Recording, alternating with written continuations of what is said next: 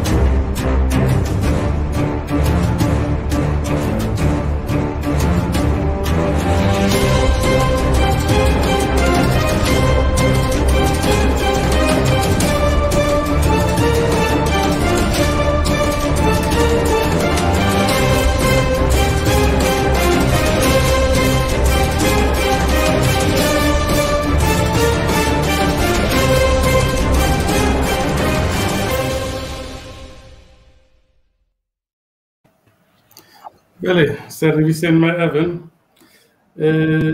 mixabin roja yînê dîsa êrişekî hovane nîjatperest û faşîst li hember gelê Kurd li Kurda hat kirin li bajarê İzmîrê vê carê jî hedef avaya HDP bû tê ragandin ku dema êrişê wê nêzî çil kes li wir biciviyana û civînekî li darxistana lê mixabin ew civîn deka dawî betal bibû lê kujêrekî bi navê Onur Gencer û bi rojan li wê derê tatbîqat kiribû lêkolîn kiribû hatibû ketibû hundirê avayiya HDP kursa îngilîzî li wir hebû xwe qeyd kiribû ku kî tê avayiya HDP kî dertê دوان ساعتا de roja yînê êrişî wir kir û mixabin li avayiyê tenê keçeke delal xort genç Deniz Poyraz hebû ku wê jî li wir taşteya xwe dixwar esas ew li wir kar nake lê ji dewletiya xwe re çibû wir ji bo wî li wir bû û ev kujêr bi 6 gula nizam 10 gule behsa wî dikirin ku wê keçika delal qetil kir em destpêkê de ji bo malbata wê û gelê Kurd sersaxiyê dixwazin bi rastî êrişekî wisa bû ku kujêr pir rehet xwe teslîm biye polîsa jer gotiye were birê min gotiye yanî wiha weka ku şanaziyekî bide û pir rehet jî behs dike ku yanî wî çawa wî planê organize kiriye her wiha dibêje ku wî bixwe bi serê xwe kiriye lê ji hereketên wî ji tevgerên wî ku li herêmê kiriye daxuyaniyên wî ku dide wek kujêrê ên dinê ên berê hergav dibêjin ku من وی بسری خو کریه و من بخوا ارگانیزه کریه تو کس آلیکاریا من نکریه لی بسری خوشی یعنی اشارتا اوا یا نتو پرستان بوسکورتا ده کو پشراجی باحچلی دبی ابیاد کار درویه براستی هات پشتی ifadایی هات دیار کرن هات دکت ولی کو اب ایرشکار اونور گنجر برای میته و ساداتا کو سلاح ج ترکیه دشان سوریه جبو مخالفین ترکیه کل دیجی کرده شرط کرد بشتاری جمعان بیه و بشتاری شر بیه لور براستی جی مرد گواد فکره کو یعنی هر کس داخویانین وساد ده و ifade خواه ده پولیس ده جی پر راحت بجه کو یعنی دبه هون من بردن دبه یعنی من چیه کرده کی کشتیه من تشکی نکریه و ها دبه جه yani dibê min Kurdekî kuştiye û sûcê min tune yani Kurd kuştin pir normal e li cem wan yani û li cem polîs yani kesek ku wexta ji bo tweetek û bi roja di nezaretxaneyê dimînin ew dimînin hîn 24 saet nemîne lêkolî nekirine ku kî alîkariya wî kirine derhal wî girtine xistine hepsê û bi vî hawiye kirine Rastî ez naxwazim derkevim detaya gelek ew kar lê ez dixwazim hema divêr de ferqekî pozitif yani pozitif ayrımcılık bikim kekeya ez dixwazim ji mezinê me ye jî xuşka xecê dest pê bikim xuşka xecê yani divê êrişê çawa dinirxînî yani kodên vê êrişî çi ne yani dîsa wek hergav meriv binirxîne tu çawa dinirxînî Naha Türk, devlet-i Türk du müşkileyi, du cor müşkileyi van heye li gel Kurda. Yek problemi Kurdistan. Türk, gelek baş Türk, Arap Fas, gelek baş zanı ki Kurd devlet-i xwe dixwaze. Naha piştî salanî not ji xwe ra Türk problemek tir çêkiriye Kurd. Kurdê henderan, Kurdên metropolê mezin. Kurd cîranên me handikapî demokratîk in. Cîranên me bi taybetî Türk devşîr me mankurd.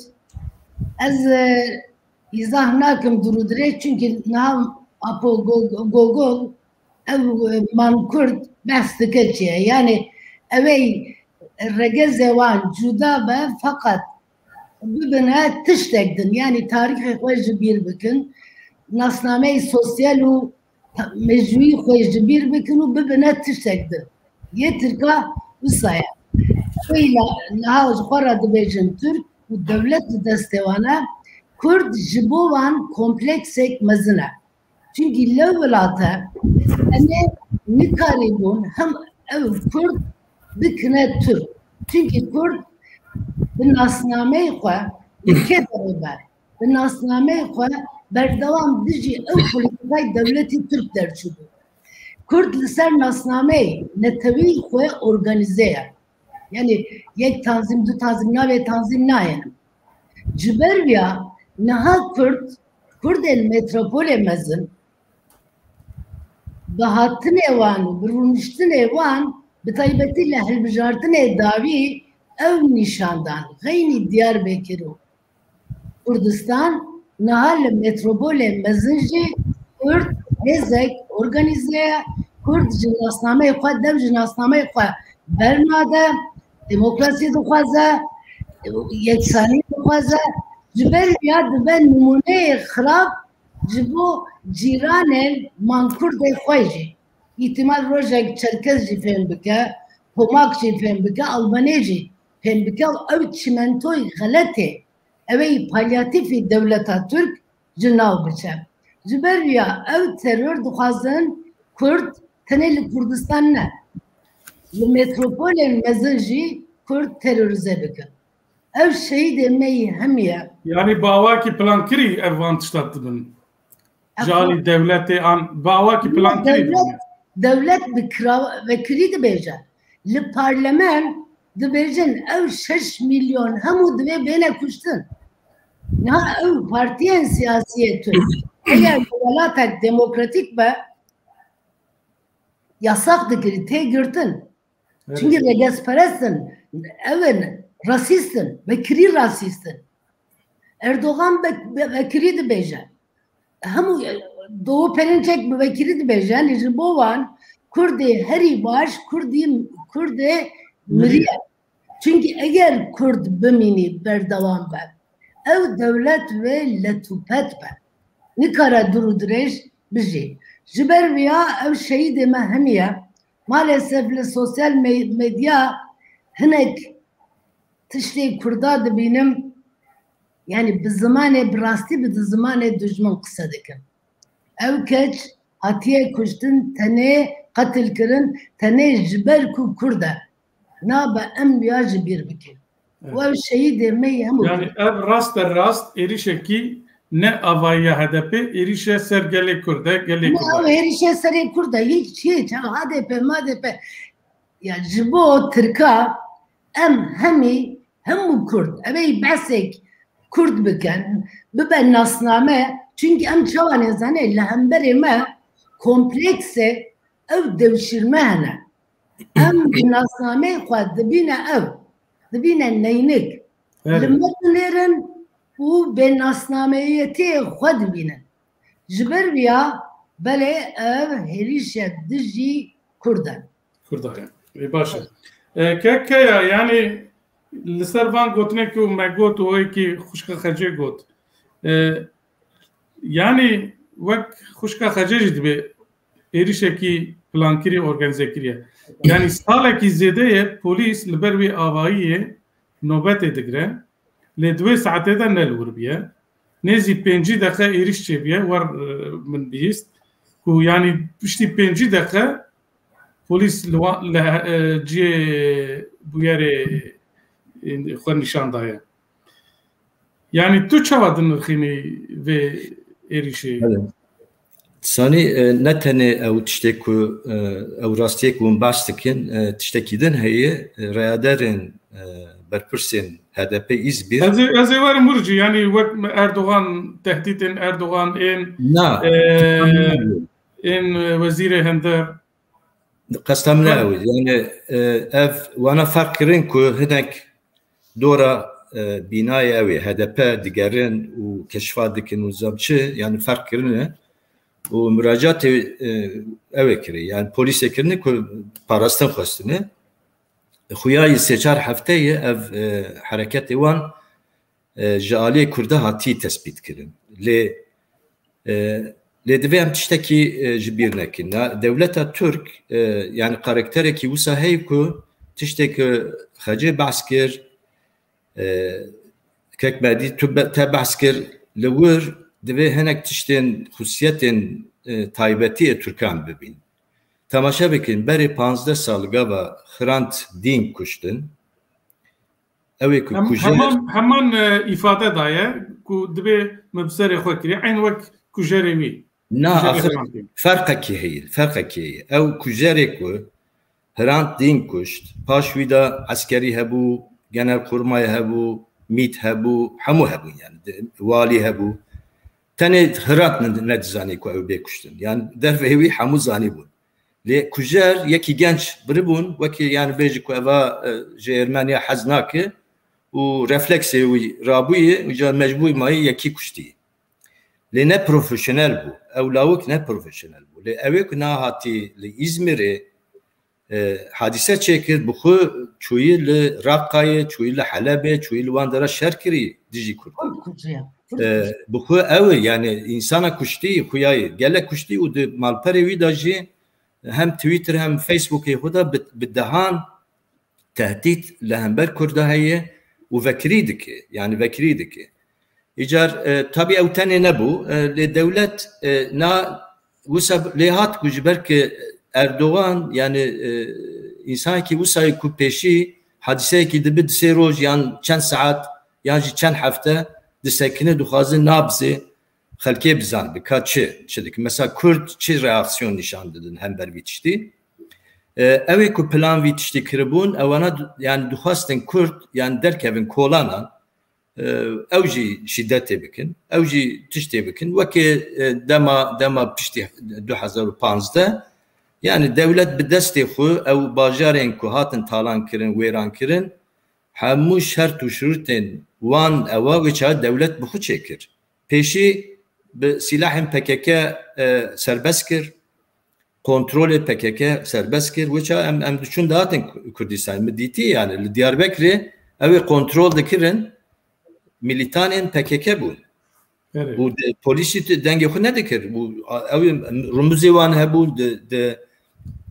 di ser riyada tiştê wisa dikirin yani gerîla êdî derketibû hatibû bajêr û devlet çavê xwe girt û piştî wîya tiştekî kirin me dît yani nêzîkî 400-500 hezar bar kirin ji wir nêzîkî 10 bajarên Kurdistanê wêran kirin niha li wir ev hadise İzmir'de ew dixwazin bizanbin Kurd ew çi reaksiyon nîşan bide mesela keçekî bikujî û ne tenê kuştin gava hatî kuştin gulebaran kirî keçik nemirî filmê wî girtiye videoyî girtî nav hevalê xwe de belav kiriye li WhatsApp'ê belav kiriye yani ew qas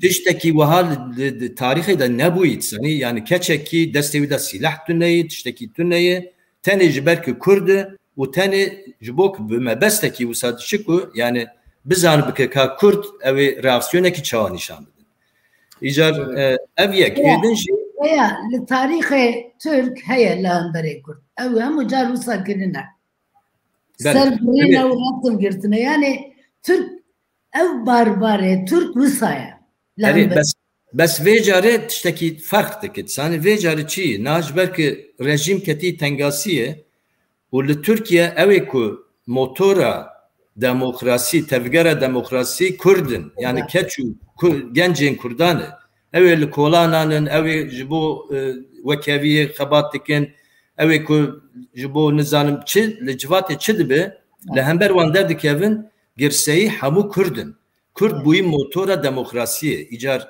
ditirsin piştî heftê Hezîranê dîtin bi çavê xwe dîtin eger serbestî zêdetir bibe ihtimal ew deng ji sedî dakeve sedî çel îca ew çawa bike yani devlet namîne Türkiye namîne wêça sanî mecbûr e her tiştê Kurda qebul bike îca na rêyekî danî pêşiya xwe dibêje bi temamî em Kurda divê xelas bikin yani tu ew tuneyî tu müsamat tuneyî li hember Kurda çi li Kurdistanê bibe çi li Rojavayê Tirkiye bibe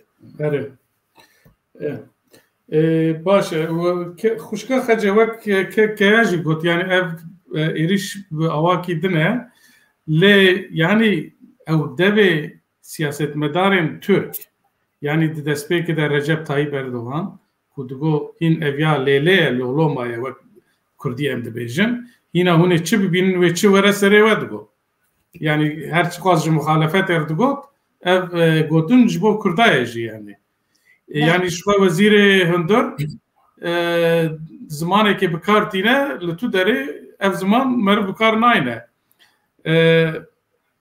yani hetan her diye jî tişkî ne gotiye lê Erdoğan do tiştekî got got maway me şermezar kiriye vê bûyerê yani nabêje min kiriye ew şermezar nake dibe partiya min kiriye way bes e yani naxwaze ku ev kesên ku Kurda kuştiye şermezar yani yani Serokkomarê Tirkiyeyê yani tu ji bo van çi dibêjî yani ji bo siyasetmedarên vanên nîjadperest û faşîstiyên Türk Kurban devletê Türk û sınıfê siyasî Türk bi hemû yani CHP jî têda bi hemû dest ji Kurd şuştine û alaqey wan niha bi demokrasî nema piştê ev dîtine Biden û piştê ku civînê NATO ve em behs bikin piştê wî hiç müessese nîne tesîr li wan bike ji ber ya ev devletê eşkıya bixwe Türk lev roje devlet çêkiriye berdewam devletê wan devletê eşkıya bûye devletê haydut bûye yani tu bi ev dest pê kirîne bi talan bi dizî bi kuştin û bi devşirmeyi halk guhertini nasnameyi halk edin destpekirine. Hemu tarih devleti moderne vanci Rusaya. Topal Osman ki o hesap ke levvelata le du bacere mezin İstanbul'u Ankara du regezperest nijatperest buna reis belediye. Hem İmamoğlu Efendi beş şerm dibe ez de neviye Topal Osman'ım. Yani evey Türk, evey ev manku, ev devşirmeyi, evey devleti Türk idare edikin, naha hiç ev nemaz, deste Avrupa, dünyayı demokratik, dest juvan şuşt, evci, ev dere ve carancı nakin naha. Vekiri, jiberviyan naha dukhazın, evey khod biparezin. Yani evey Anatolia, evey jukhara dibece Türk, dukhazın ev yekitiye van biparezin, u çikirine naha evey piyav, soran dibecin piyav kuş. Mevkuş. Jere profesyonel vancı hene naha. Evey daşanine behazaran veki ev katile davi naha behazaran keseye. Libin khate kurt kuştine tadele jine kurt kirine dizdi kirine talan. Yani bana devlete eşkıyayı sade yansıya hesap ke lisade bistuyek bana her kual ser hasb binen Ayasofya be şimşir ve kirin u dibêjin ev mafe şimşire meye li aynı kat li Avustralya surute milli marşe milliye xwe digorin ji ber ku hesasiyete aborojin ناتبو حساب كرن فرنسا رخنا لخوة دقرا جبر محاميك لشر جزائر هتبو قتل كرن چزانم بريطانيا دعوة لبورين لأنزاق تكا يعني دو دنيا هينا و ترك بمسألة ناتو بحثكين ترك نها دره وشر ميوانجي نما Vekili çünkü destevan bağlayanlar em Biden dünyayı mezun dünyayı demokratik botun Türk azade le zeytun dedize darem Kurdistan da birre halk da kurca Kurdistan da girdik kes sanaka. Evet. Başım.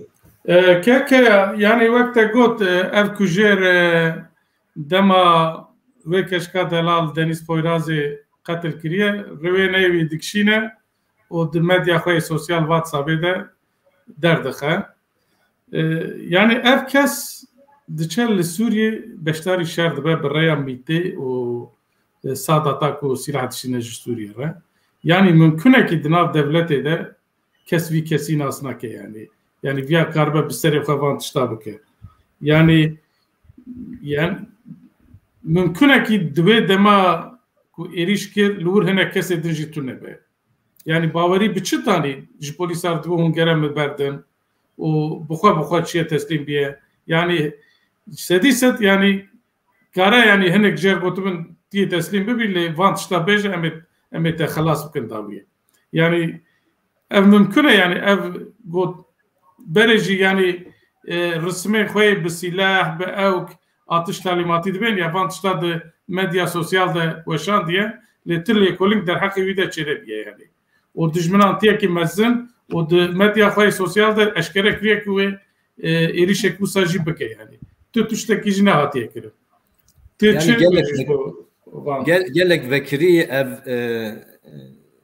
çava yani çava lühündür çıkri mesela deriyen ku be silahın mezin ev silah biz tabanca tınıkari deri buya ve takbirindar biki yani desti ve bizim çenteki mezin hatiye o polisa diğer nekre diyor çente de çiye nişan ne dana yok ne dana yani ev çente mezin boçan diye yani le nav çenteye de silahın din hebun ev tane nebu sediset lur evi hebun yani havalevi hebun şu polisi perabun henek yani belki zani bun henek net zani le mesela ne mesela ev temsilat devleta Türk'teki yani ev sernaviye devleta Türk hati beje az kurda bu kujum تعدا بكم از هواتي بكم للدولة او خديل من دركبه كس من نكار تشتكي بك جو اشارات في تشتي اوا و 4-5 مه بخچلی عالی خدا اردوغان عالی خدا سویلو Süleyman Soylu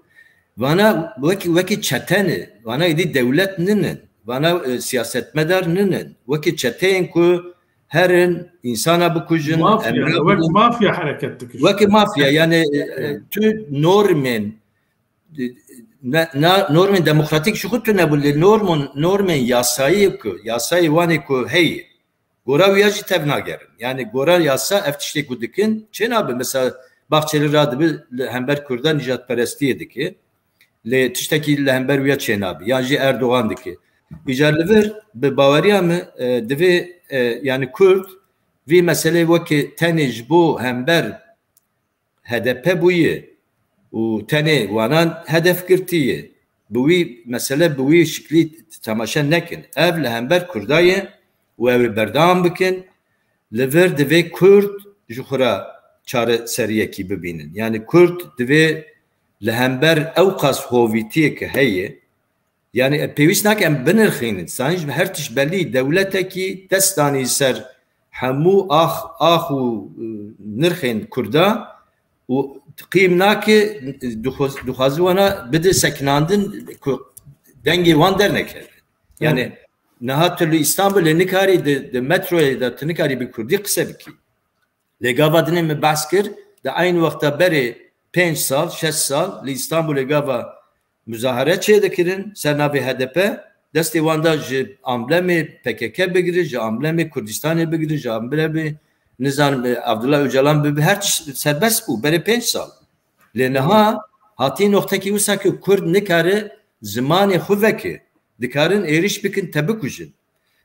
İcar ev merhaleki nühü دوی واریده کرد siyasetin Kürda dve reki jurabin mesela من tiştekidin heye na devlet ev devleteki pır bebağı yani devlet usadıkı ki xuyayı ev iktidara Erdoğan jiçav derxistini le de aynı vakta tehlike heri mezin pırsa Kürdici bovan icar duhazın Kürt qima xud bi CHP bine bi İyi Parti bine bir İmamoğlu bine, bir nizam Ankara bine, kulluğur hamu dağfazın Kürda dağını jir.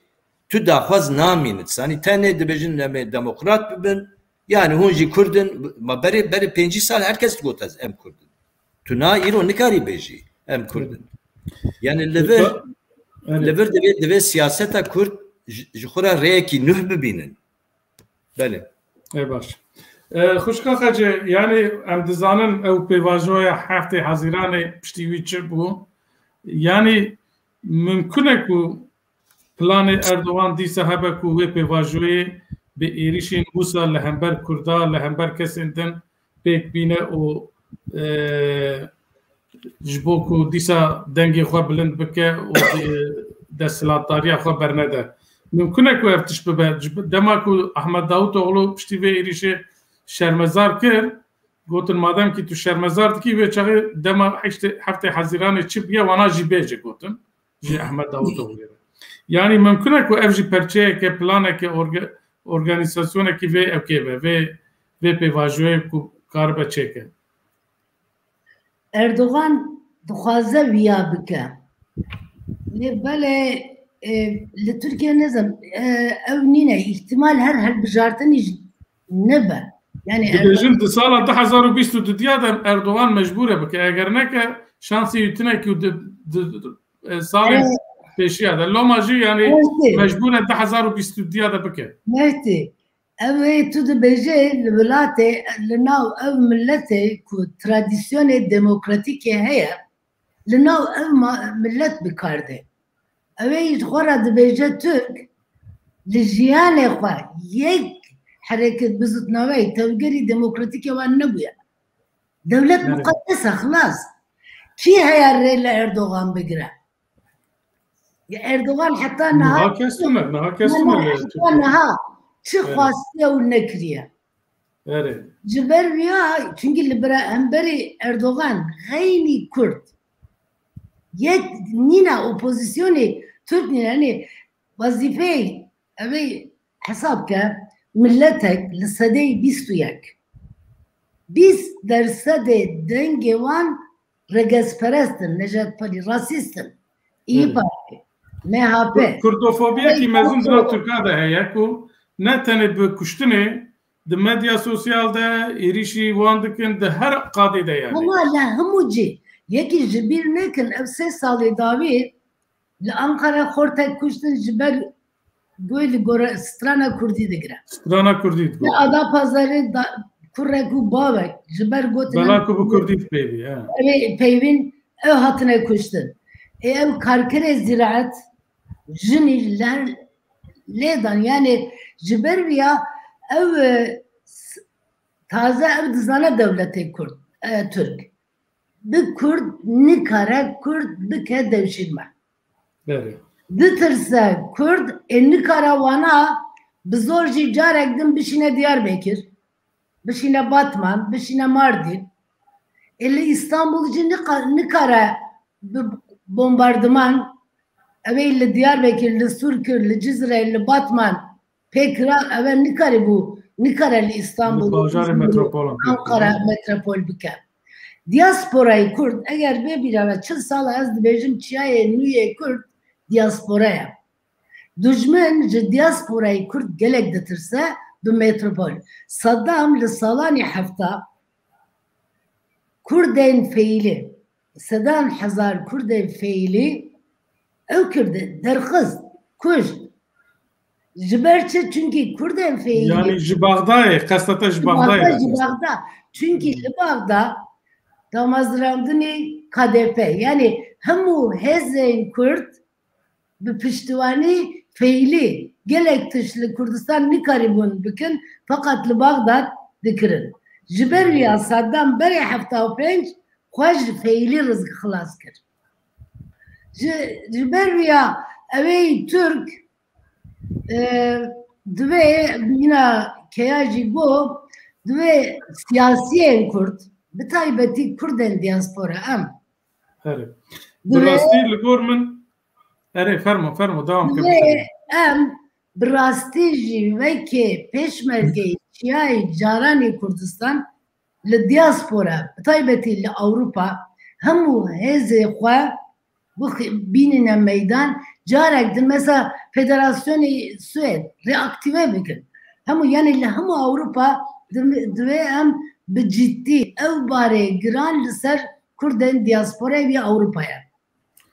Erê keya îzol yek ciwan e lê bi rastî ji bilî ev hêzên tarîk û êrîşan li dijî Kurda pêk dînin normal di nav gelê Tirkiye de jî bêtehemûliyekî ji bo Kurda heye yani li Ewropa jî tê serê me van tişta bi rastî yani ji bela ku meriv Kurd e ya meriv biçûk dixînin ya jî gotinên nexweş dibêjin di nav gelên ku sivîl de yani li metropolên bajarên Tirkiye de jî van tişta diqewin yani.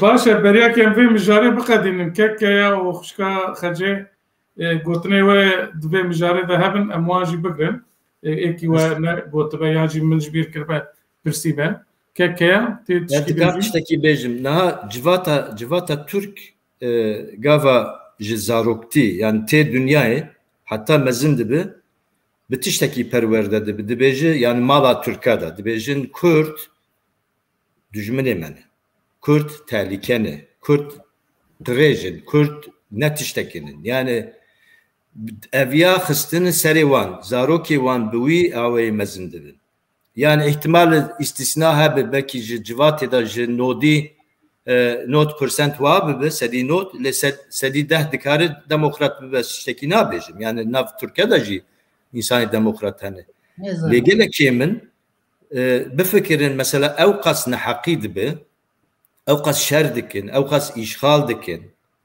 ev 5 salê davê tiştek ku Türk rejima Türk li Kurdistanê li Bakur û Rojavayê kir û ew ê jî başûr nadike yani kêmanî raya giştiya Türka gerek hinek çê bûya li Ankara tenê Türk rabiya serpiya bigota em viya qebûl nakin em şer qebûl nakin Yani بفكرن دما نازية لألمانيا أو قص بهز بو هتلر لهمبر كرنيوي لهمبر يهودية وكومونيستا ورومانا خلقك هبو كو ديجي رجيم خود دكت لتركيا تشكيوات نية يعني وات بخو كيف وان تيغاوات كورتين كشتن إجار جبو يزد بيجم يعني ام دبيج اوي دفجي بردن ام بيشك خود بگوارين ساني Türkiye metodê xwe bi temamî guhertiye.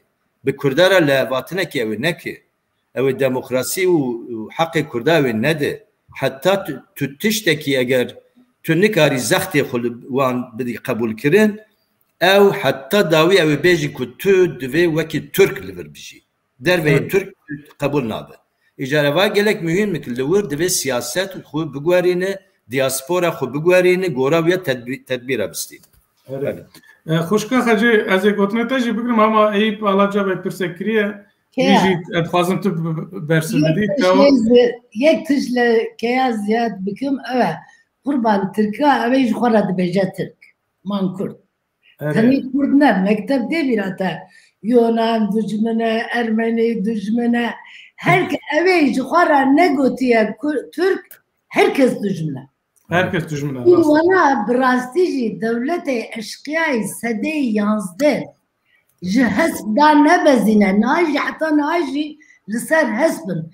Dibe me bixwin girtiye ve bixwin biparêzî. Bu hesap ki evey Türk, evey ji xwe dibêje demokrasi. Mezekir eger em ji bo wan bimirîn meseleyê Kurd heye. باش جبو به پرسه تئوری و تحلیل انالیز زانستی سبب و سدم دوی کرد چه بکن یعنی کرد چه بکن جبو جوی وان ایریشا خلاص ببن yani کرد تاسی yani چه بکن yani کرد چه زانه هرزل وقتی ما هی از تشتک بیجه هی بیجه اوی لنودو چار 1894 Dreyfus li Fransa te girtin. Zabitek ev bu. Zabitek cû bu. Yahudi bu. Herkes acayip ma. Çünkü bere şorişe Fransa cû Yahudi ile Avrupa bi millete duhem hesab bu. Yani gelek pogrom u katliam beditin. Lebele pişte sekülerizm şorişe Fransa entelektüelin cürü Yahudi tamam gotin ev zulümle sermennama evey difa li Yahudi dike ev gündine u ne zanim Çin'e en baş yani Freud hemu entelektüele mezine Avrupa ye Yahudi tamam gotin em xılas koyun demokrasiyat sekülerizat em xılas koyun. Başı kurt ve çıpkınç bu. Bana bize ahır eviyat bejim. Evet. Nodu çar Jinişkava Dreyfus hata girtin. Herzl, Theodor Herzl damazranı ve Siyonizm. Dövlümen de Viyana bu. Nüviserek gelek mezin bu. Govarak biha bu gelek meşhur. Hemu Alman dukhastin live benüvisin. Opera kanafey koltuk evi taybetiye bu. Jibo kef çubu Paris. Hiç tabi mesela problemi bir Yahudi tünne bu. Bir göre bir Yahudi xlas bu. Havalen bir mahkeme Dreyfus'a bu. Havalen bir berkiye şandın telgraf. Kutum biçe biz ana meseleyi Dreyfus çiye. Herzl evey hatta evroş. Digo meseleyi Yahudi la Avrupa xlas buya demokrasiyatiye. Herzl çu göğürt المحكمة دركت هاتن قوتن تشيبو قو حتى دولة جو يهودي دروس تشين نبا أم همي potansiyel kriminalin أم همي دريفوسن دو صاليش جبريا يمثلي كرد حتى دولة كرد تشين نبا أم لبنى الدنيا يجي لبن أمنيات وسيكوريتينين em hemi teröristin li Avrupacı. Çünkü bilmeke li Avrupacı hem o ev mafya u tanzim evan li Avrupacı olsa. Mesela em ji xwe dest pê bikin. devjare Kurdistan çünkü Kurdistan bi kuvveti xwe mukavemet dike. Em Kurdên diaspora em dikarin çi bikin? Em dikarin evê komeleyê Türkiye bira belge li ser wan ko bikin, evê li internet li sosyal medya belav dikin, bidine destê polis. Yani demokrasi Avrupa istifade bikin. Çuzanim li Köln bizde terk vekirin. Divê Kurd xwecî devletekî bibin yani. Devlet Kurd devletê xwe îlan kiriye divê em baş ev mesela em qise dikin dura yani Kurd evê xwe ispat kiriye devletê xwe dixwaze. Tenê piştê wî jî em ên qurban Kurdê diaspora. Keke tişkî tu bêjî heye belê sanî hinek heval pirs kirin kek Eyüp Balacebê pirsî dibêje yani tamam û nirxandin dikin yani divê Kurd çi bikin. Îcar bi baweriya me pirsekî girîng e niha ev tehlikeyê ku em behs dikin tenê li çar perçeyê Kurdistanê de herî zêde li Bakur heye û 5 salê dawî me bi çavê xwe dît yani çi kirin sanî gava firset ket destê wan dikarin her tiştî bikin yani bombebaran kirin, sivîla kuştin, zaroka kuştin, jina kuştin, çûn tecavüzê Kurda kirin, mal mulkê wan girtin, dagîr kirin, işgal kirin, tehdît kirin û dünya jî hemû tişt vê zan. Yani Türk bi raya giştiya dünya nayê guhertin. Lê quwetê te hebe wekî Kurd. Terefê hundirê welêt divê hemû problemê xwe yên nav siyasî bidin aliyekî li hember nijadperestiya Türka. Ji ber ku navê viya nijadperestiyê tiştekî din nine. Tenê ew ê mijarê ji bo ya kampanyekî mehkî hemû partî werin cemhev li Kurdistanê li bajarên Türkiye müzare bikin yani ji ber ku dengê wan bira derkeve. Mesela bêjin ku hemû partiyên Kurda bihevra li hember nijadperestiya Türka dengê xwe radike, refleksê xwe nîşan dide. Li diaspora jî aynı tiş em dikarin bikin. Ev dibe yani reaksiyonê me li hember tiştê kirinên dewlet. Lê eger tu nekî wêya münaqeşeyê me nav hevda ew dewam bike sanî partiyên siyasî dikarin hebin. Bir raya wan bira cida bibe. Yek bira devlet bixwaz, yek bira nexwaze. Lê na tehlikekî pir mezin heyî pêşa bede. Êdî yani zû divê em helwest bigirin. Aliyê siyasî, aliyê demokratîk. Li hember van nijadperest ji ber ki Türk nikarin alîkariyê me bikin. Türk alîkariyê me nakin. Niha devletek wisa ku dibêje tamam Erdoğan naxirab e, Soylu xirab e, Bahçeli xirab e, keremkin herin cem ew ê çi Kılıçdaroğlu û Meral Akşener not Kürt kuştin ya not Kurda liste çekirin ew çîler Mehmet Ağar yek bir yek hamiya kuştin icar yani juya betir nijadperestün neyi yani icana Uya veke alternatif nişan dedim bu Kurda. U Kurdci jiber ki gotineki Kılıçdaroğlu yan Akşener beje dişi xoşavan. Ya çi xoşavan yani min du kuji parça ki nail ez bi peyvim kes dengi xunaki madem Musa bu çima ne çun cenaze HDP. Bira biçiyana jiddile wanna yivata wanna xwaze. Yani Kurd ve meseleyi xwe bi xwe hal bike. Türk nikar meseleyi mahal bike. Başım. Birastî mijarê me hîn pir mane mijar em nîxaş bikin têra xwe tijeye birastî dawî lê nayê em derbasî mijara xwe dutiya bibin mijara dutiya jî zîrveya NATOyê bû ku li Brükselê pêk hat ji vê zîrveyê pirtir me Kurda hevdîtina serokê Amerîka Joe Biden û Tayyip Erdoğan alaqedar dikir ji bela ku me dixwest em zanibin ka ji bo Rojava û Başûr û Kurda wê çi bibe lê ji bo Tirka a mihîm ew bû ku Joe Biden şeş mehe bersiva Erdoğan nade pêr hevdîtin pêk nayîne dernakeve telefonên wî herî dawî 23 Nîsanê Biden telefonê Erdoğan kiribû ku gotibû از قرقرنا ارمنیان بینم روژه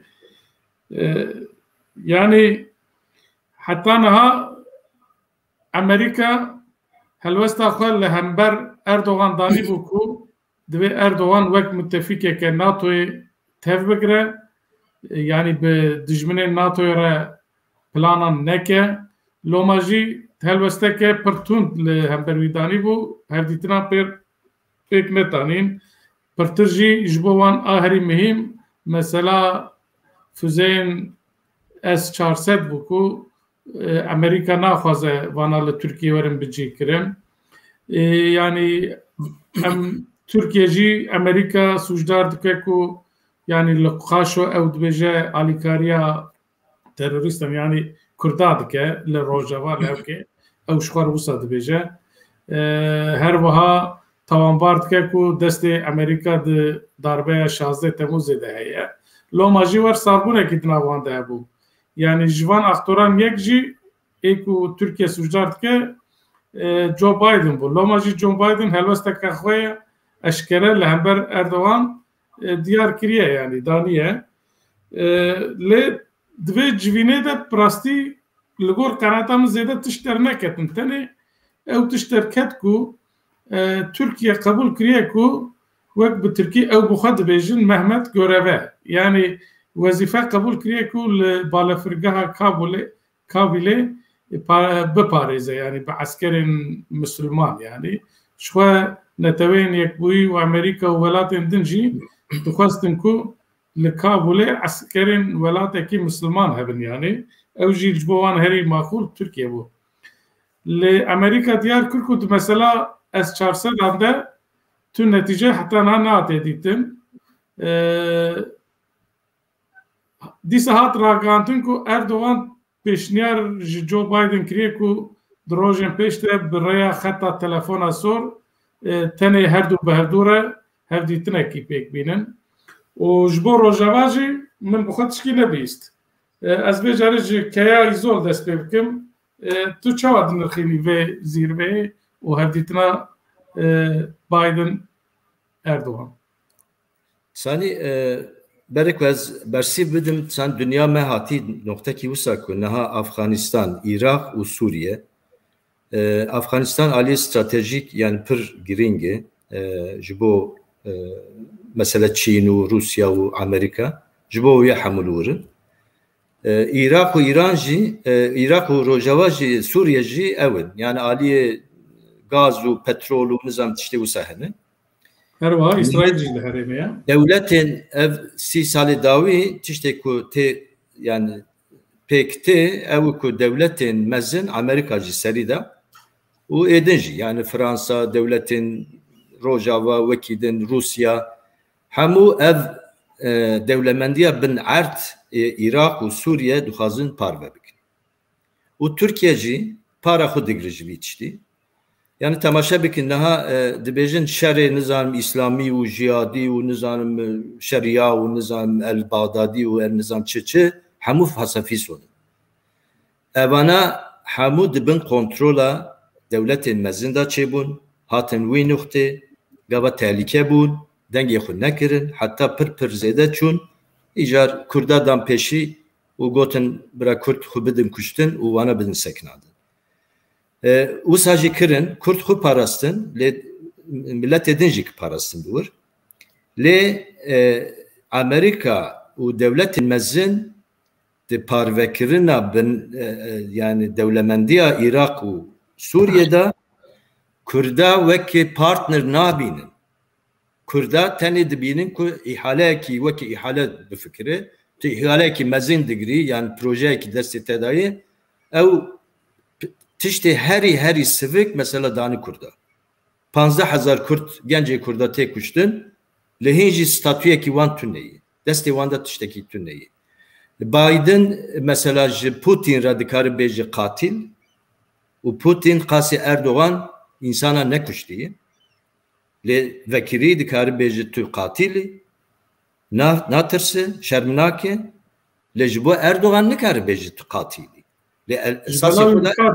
Ji bela ku yê bikartînin.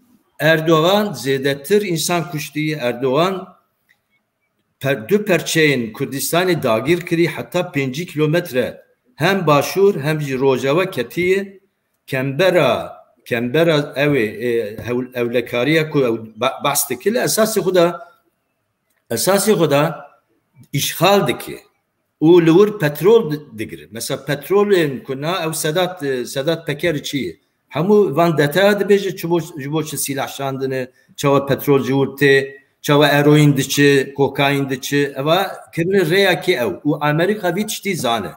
Na civîna Biden û Erdoğan da tişkî derneket ji ber ku eger heşa ji gotinê ku yani Erdoğan insanekî zirzop ne siyaset zane ne diplomasî zane ne insanetî zane. Türkiye yan zirzop îja carna serê wî davêje mesela rest davêje hinek tişta dibêje li hember NATO dibêje hember Amerika dibêje hember İsrail dibêje lê nat ketî noxtekî wisa ku aliye aborî da tengasiyekî mezineyî pere jê re lazim e îja Amerika jê re îhalekî da bu kerem ki here Afganistanê wira biparêze em ê pişek pere bidin te û tu dîsa şirîkê me yî bi vî awayê ew tiştê ku heyî hemiya dasekinan lê tiştekî got ji Azerbaycanê de gava vegeriya got Biden mesele YPG da bersîv nedaye bi gotî ya hûn ê tercîhê me bikin wekî şirîkê ew ê dewletê NATO yan jî hûn ê terorîsta ew bikin got Biden cewab nedaye ji bo ya em piştî vî saetê em ê navika xwe bi xwe bibir. Ev ya got yani manavî hey çi ji xwe başûrê Kurdistanê 5 kilometre ketî îşgal kirî Rojava beşek Rojava işgal kirî sibe dîsa bikeve heta qamiştê werkiyê çi bike. Kurd eger hêz û kuvvetê Kurdan nebe û Kurd jî yek nebin vallahi du roja de hemû Kurdistan dikeve destê Tirkiye. Ew qas vekiriye. Berê. Xweşka xecê Erdoğan pir caran helwesta xwe nîşan dida ku wiha li dijî kiryarên yan jî operasyonên NATOyê bû. Yani wiha ji NATOyê hinek nerazî bû. Mesela digo çi karê NATOyê heye li Lîbyayê an li welatên din. Vê carê çi bû yani ji bo çi yani Erdoğan ji bêçaretî yani vê wezîfê qebûl kir eskerên xwe leşkerên xwe dişîne Kabûlê û her wiha wek keya jî got li ser mesela Rojava alîkariya Amerîkayê li Rojava gelo bi rastî jî Amerîka kare dev ji vê alîkariyê berde Kurda tenê bihele. Em dizanin Trump wer kir lê Joe Biden dikare tişkî wisa bike yani. û her wiha vê zîrveyê jî dikar bî. Evê NATO û evê dîtin Erdoğan û Biden gelek tiş derket. Nezanim ve beyanê daviyê NATO xwendiyan na beyannabe.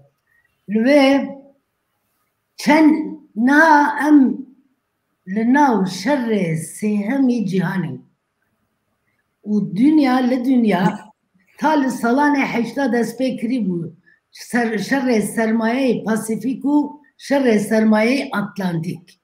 Yani dünyayê demokratîk û kapitalizmî devlet. Evê ji xwe re digotin sosyalîst û kapitalizmê var.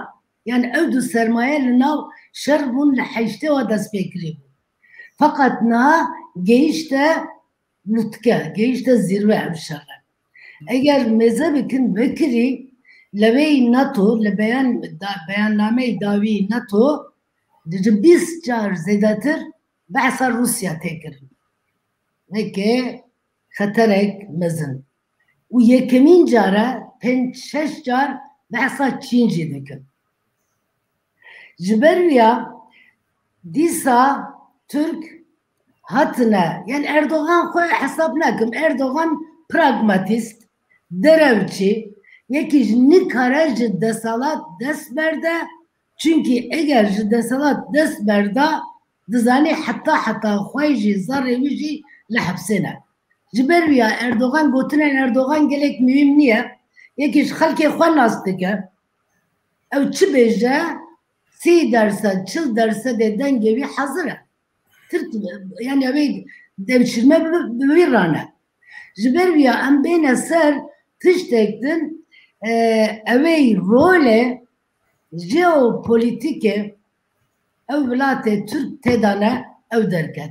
Li salî 2003 George Soros jê pirsîbûn ji ber muqayeseyê muqareneyê ez kelimeyi soranî ji bikartînim ji bo Kurdê ew yêdin. Em dizanim tu pir salan li Silêmaniyê mayî.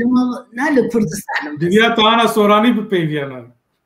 Eğer hers bin bi Şeyh Hüseyin'i dipeyvim bizanim Can, Soros dibe Türk li 2003 dibe Türk du tiştî yek ev jeopolitik ev cî girtine çünkü lev roja hatine Anatolia'ya girtine li navbeynê du dünya buna pırt. Duhem iş eskerê wan heye ji bo ihraç ji bo firoştin. Çünkü ji mirin hiç mühim niye.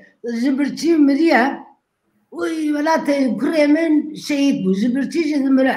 Fakat madem devlet mukaddese devlet hemû tişte ji ber viya eskerê xwe dişîne Koreyê jê, dişîne Sudan jê, dişîne hemû cî Erdoğan evey imza kir, evey NATO aynı tişt li 1919 jî bibû. Çünkü li konferansê Paris eğer serê ev binêrin li dokümantevî li Paris hemû ewana beşdarin dibêjin Türk nezanî bibe cîran. Ji ber wîya Türk li Anatolia'yê Navras hepis kirabû her ew qas. Lê belê çi bû Oktober bû. Evey Bolşevik hatine ser desalat dünya bû du beş û ew pirt ew giringiye jeopolitikê ev navçe ev mintiqa bi destê sınıfê siyasiyê devşirmeyî Türk bikar hat. Ev mezin hemû car dibêjin em dijî heft duvel me şer kir. Na valla. Tenê Kurd şer kir ev li gel heft duvel billevîn rajî aş bûn istifadeyê istiklalî ew jeopolitikê xwe kirin. Nihayê jî aynî tişt. Çünkü Rusya, Çin û sermaye Pasifik yani zirveya NATO'yu da pırtır pırskire ki Rusya'ya yek tabii Rusya û Çin. Mesela Biden ve Erdoğan o Kurda eğer hiç em hatine froştin carekidin. Eğer bir ave çıkır ne zanım ve dikkatta ev mehen davi Biden karar ekder kız. Aynı veke nodudu li başure Kurdistan icab kiribun. Goya em li jer himaye neteve yek girtibun başur. Lebele nodudu. Lebele ev ambargo ekonomik. Diji Saddam bikar dağının diji mecli bikar dağıt. Yani em li jer himaye wan buydu. Fakat ev ambargo ekonomik güçlü Irak ser mecli bu. Saddam ne kari bu teyara bişine ser Kurdistan.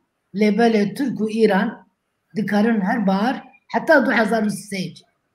Nihal roş bin khate ev bu hinek evey wan cezay wan heye Amerika lehembere kurre hafız esnavi biçi bu Esad hafız. Biden u Kurdistan muaf bu. Yani ev ambargo liser bin khate tune bu. Biden ev rakir. Naha ev ambargo liser kurre hafız heye liser Şam heye liser bin khateci berdevam diber. Kurd li navbeyne İran'u kurre hafızu devlet Türk ve ke sandviç bicidiyelim. Yani abori her bu jibo şirezar. Evet.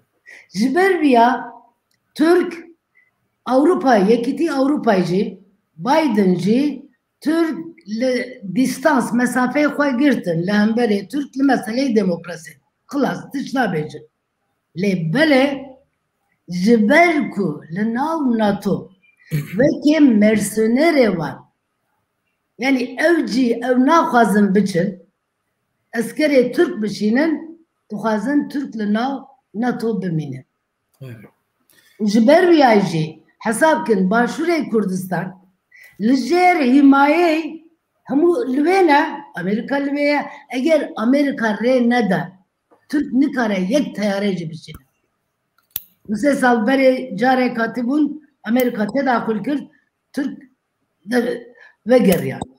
لأنها حساب كن يك نا أوروبا نا أمريكا يك بوتن نا بيجن فرانسوا هولاند برابري خوانيوسي دبر روسيا أفريني فروت بأردوغان هجي بو باشا جي تاريخ خواد زانا قلق جار أوجي ما فروشتنا جبر بيا للريال بوليتيكا لبوليتيكاي أقلي الدولات ev nine Kürt em tane 7 salê davî em çekfroşê dünya me dewlemend kiriye.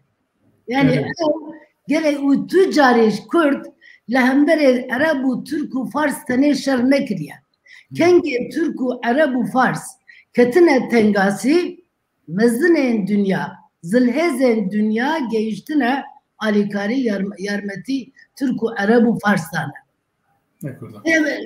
Jiber viya girin jiber viya dibêjim yek bextê me heye vê car cewazê cudayî li gel 1919 vê car em li dünyayê demokratik.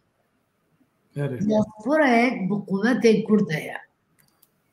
Fakat maalesef yetişti ya bejim maalesef yani gelek car çünkü de xwînim li makaleyjî Biden dostî Kurda çizanim Holland dostî Kurda evê tê ser destalat kes dostê Kurd nîne ême îcar rêyê ame Avrupa yani kamuoyu ve ev kamuoyu em bizindi yani be aktif bikin. Ciber ve amca Biden intizarlı ben de Biden neminin.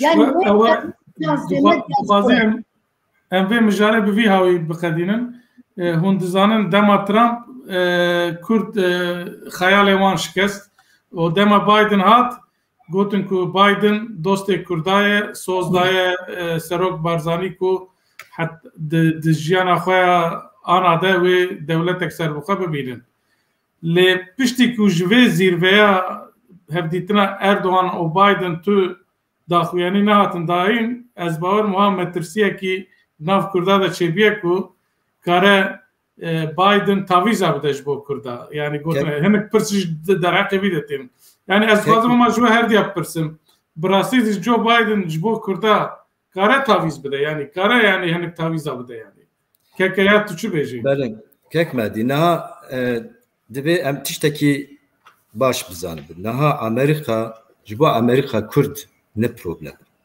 yani Kürt seri vanda tünneyi pirsa Kürt hakkı Kürt çkiwa tünneyi hakkı kesit tünneyi sani ev berjevendiye devlet akı evci tişteki normal yani jibeki Kürt çar çenu çar devletu mesela ki tevle ve yekitiyawan tünneyi u seçar ordiwan hey u penşeş bayrağıwan hey nizamçı yani eğer rastı tü aliye veki Ameriki mebneri yani tüm milleteki en bahsa milleteki dikin lejder ve ev millet çavate kuyakin naha eğer tü bu xazi bereku Biden u Erdoğan hevdu bibinin bu xazi siyaset biki diplomasiye biki dibe nemaze her di idareyn başvur u Rojava. Her düji yani statüye van başvur tabi baştırı vaki statü heye u dengi van zedetir graniye van zedetir le Rojava ji gora xuz eveki yani şekleki van hey ku karın tesirle henek pevajoya bikin. Eğer ezbama mesela partiyen siyasi eveku le ser axa Kurdistanê da şer dikin yan jî hene hebûna wan heye و تشتكي vekirî ku şerê îşî bi xwe li ser axa Kurdistanê çêdibe. Herî zerar welatê me dibîne, insanê me dibîne, insanê me tên kuştin. Ji bo ya siyasetmedar yan jî temsîlkarê her du beşa Rojava û Başûr pêwîst bû mehkî berê du mehberê ku Biden û Erdoğan hevdû bibînin ewana jî ji bo raya giştî çêkin, ji bo tesîr li hevdîtinê bikin, hinek daxwazên xwe vekirana ji bo raya giştî. Ev adet dünya alem dike çima Kurd nakin. Ez fehm nakin. Mesela mijarê herî esasî Erdoğan ji bo Biden tedî heyet çûn hatin hevdû dîtin û rûniştin nizam çekirin. Noktaya esasî mesele YPG bû. Alîkariya YPG bû. û paşê nizam mesele Ermeniya mesele S35 û nizam çarsid û nizam çiçe ewana tên lê esasê xwe de mesele madem var wîsayê pêwîst Rojava jî îdare Rojava jî gora xwe hesabê xwe ji bo servî bijarê haziriya xwe bikire bigote ku em jî mesela viya dixwazin em dixwazin ku Tirkiye ji Efrînê derkeve ji ser Kaniyê derkeve ji belkî îşgal kiriye û dema Trump viya çêkiriye. Ev mesela siyaset sanki tu diplomasî dikarî bi vî rengî tesîrli diplomasî bikî. Yan ji Başûrê Kurdistanê dikarî bû rayedarê wan vekirî bigotana yan ser navê serokatiya ew ê bigotana orduya Tirkiye ketiyê Başûrê Kurdistanê serweriya Kurdistanê ew dikî tamam mesele PKK ya me bas bikin lê di aynı wexta orduyekî biyanî ketî se axa Kurdistanê îdareyekî yani serweriya Kurdistanê bin ew dayê bin xeterê dayê ew tu dikarî Biden re bêjî ku wala em jî dixwazin serweriya xwe biparêzin rêz li serweriya me bêgirtin ji serê Kanî û Efrîn û nizam devleta Türk bi orduya wan bira ji wir derkeve û falan. Tiştekî wiha eger nekî tu nikarî tesîrli ew ê bikî. Yani Biden çima ew ê alîkarî Kurda bikî? Ne mümkün? Sen çişkî wa tu neyê? باشه خوشگل خجه وقت مگو یعنی جو بایدن کاره تاویز بدش با کرده قربان اگر ام کردن دیاسپورا اگر ام رای ام Avrupa hazırya Amerika çünkü diaspora ek başı Kürt Amerika jaya yani yekemin cara linav Amerika çünkü Amerika'yı agadari dünyanın eğer bir evvel mesele koban ile gogo herkes zedetir Amerika'yı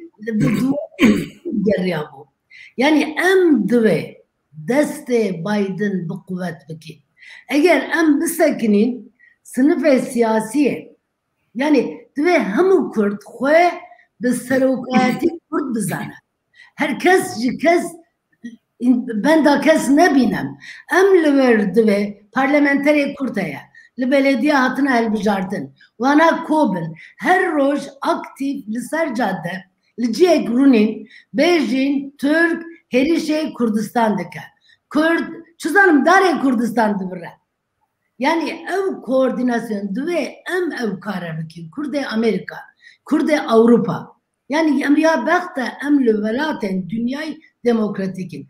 Eğer em biyanlekin, emli ben da sınıf siyasi Kürt velat wana esirin kurban.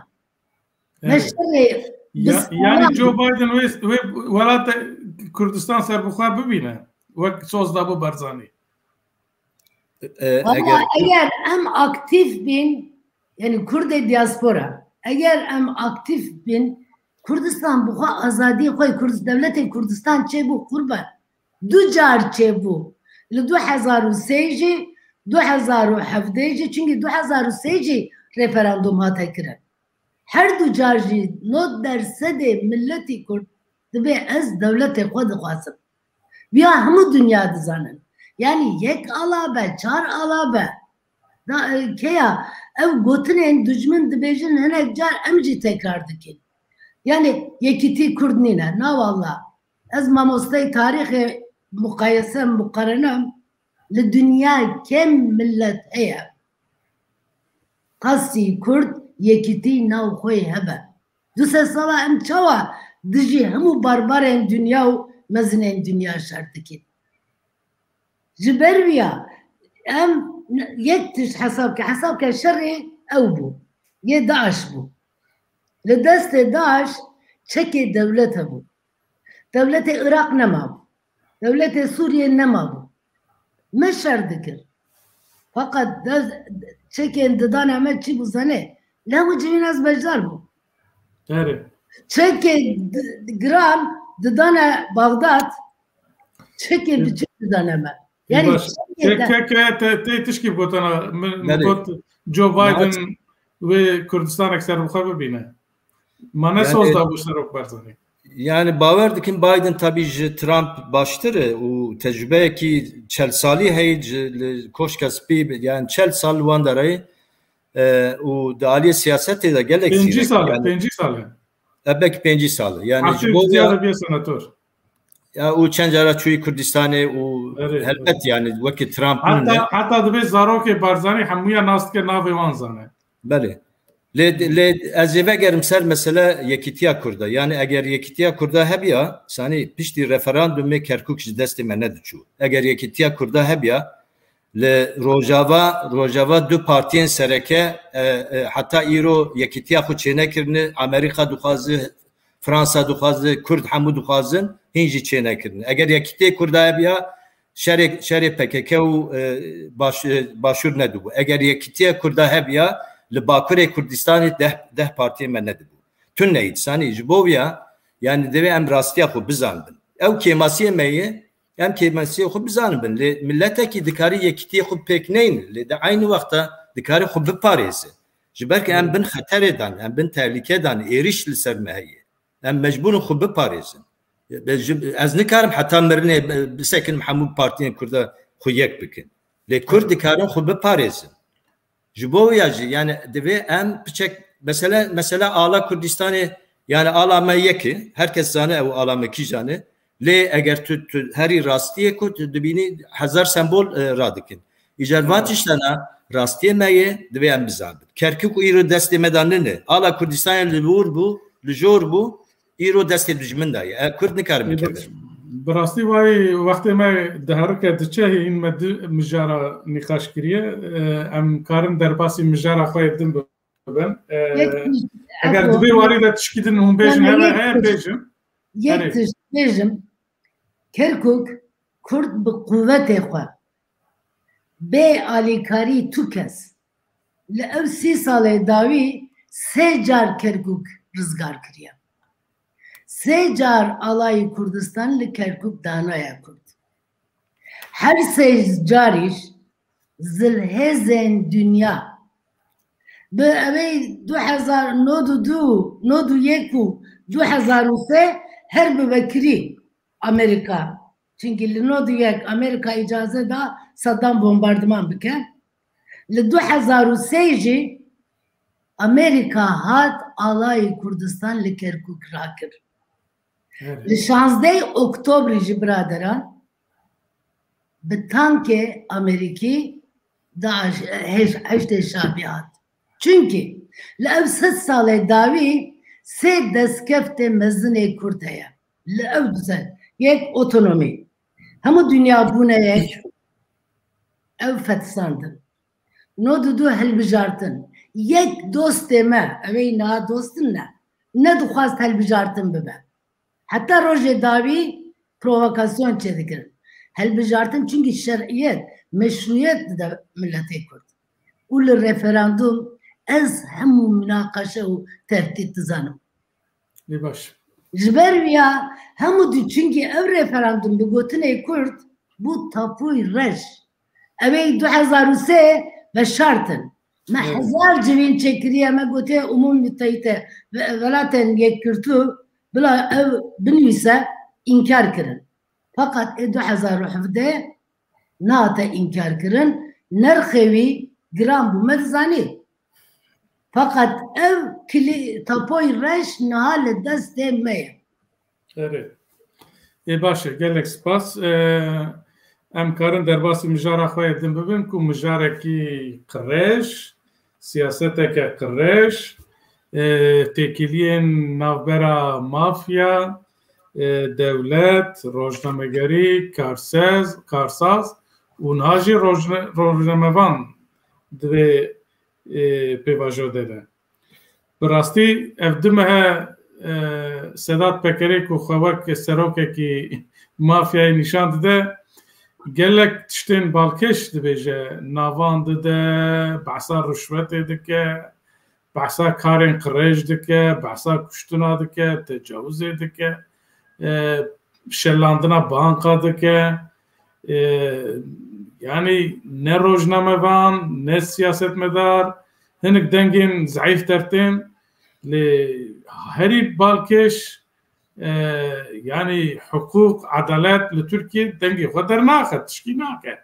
Îja ya herî balkêş ev kesên ku navê wan didin derdkevin televizyona hevdû sûcdar dikin, ew dibê tewar kiriye, wezîrê hindir dibê nizanim siyasetmedar ji mafyayê pere dikirin, qet dibê ez navê wî nadim, yani wezîfa ew e ku here wiya bigire têxe hepsê, dibê ez navê wî nabêjim. Xuşka xece ez te dest pê bikim li Tirkiye çi dibe? Ev çi qirêj e? Ev çi siyasetek qirêj heye li wir? Min kurtu muxteser mîna soran dibêjin. Türk kengê ew ê ji xwe re dibêje Türk. Hemû dewletên wan mafya bûye, niha hemû talançî bûne, hemû diz bûne, hemû qatil bûne. Yani Voltaire gotinek gelek xweş e. Hinek caran wekê çep min jê hez nedikir lê niha rojana dibêjin, divê du beşer însan mirovayetî du felaket nas kiriye. Yekî vebaya, yekî ji hatinê Tirkaya. Yani devletê Türk evê modern evaniye Mustafa Kemal bi mafya çêbû, bi talan çêbû. Yani hiç devletê Türk nîne, hiç hükümetê ev alaka berdewam hebûye. Li heftê çar bû, heftê pênc bû çûn li ber çavê hemû dünya Kıbrıs dagir kirdin. Niha Kıbrıs bûye evê koloniyek wan hemû îşê qirêjê xwe li vê berdewam. Niha sınıf berz bûne, geynî devletê haydût eşkıya, niha bûne devletê narkotî evê narko devlet jî. Çünkü be vasıtayı devlet, sınıf-ı siyasi, emniyet û hakim, hukuk behevra evê dadwer behevra evê eroin haşhaşê Afganistan bes nebû, niha ji Amerikayê Cenûbî başûrê Amerikayê jî kokaîn tîne. Bi ton. Û ji ber li Ewropa kokaîn erzan e, niha ev narko devletê Türk ev kokaîn bi rêyê Kıbrıs û bi evê xwe lîmanê xwe difroşine rojhilata navîn û mintiqeyê din. Ji ber vîya ê min ev qase, ev devlet her wa bû. Car zwanîş şerê nav xwe çêdibiya wana eşkere dikin, fakat piştê müttetek, çünkü milletek lazım e ji ber vî qise bike. Millet wan niha dilê wan xweş e bi Sedat Erdoğan baş dizane. Tiştê du me wê ji bîr biçe. Wê ji bîr biçe. Kekeya duzanî rajonekî mafyayê heye ku wexta yekî bixwazin îkaz bikin, derin gulle bera nigîvî didin. Dibêjin binê viya îkaz e, tişkî werneke carek din neke yana cara din em te dikujin yan jî tiştê war. Îja dema hilbijartinên Belediye İstanbul'e piştî hilbijartinên wî Ekrem İmamoğlu hat hilbijartin. Erdoğan rojekî hemû serokên bajarên mezin yani Büyükşehir Belediye got.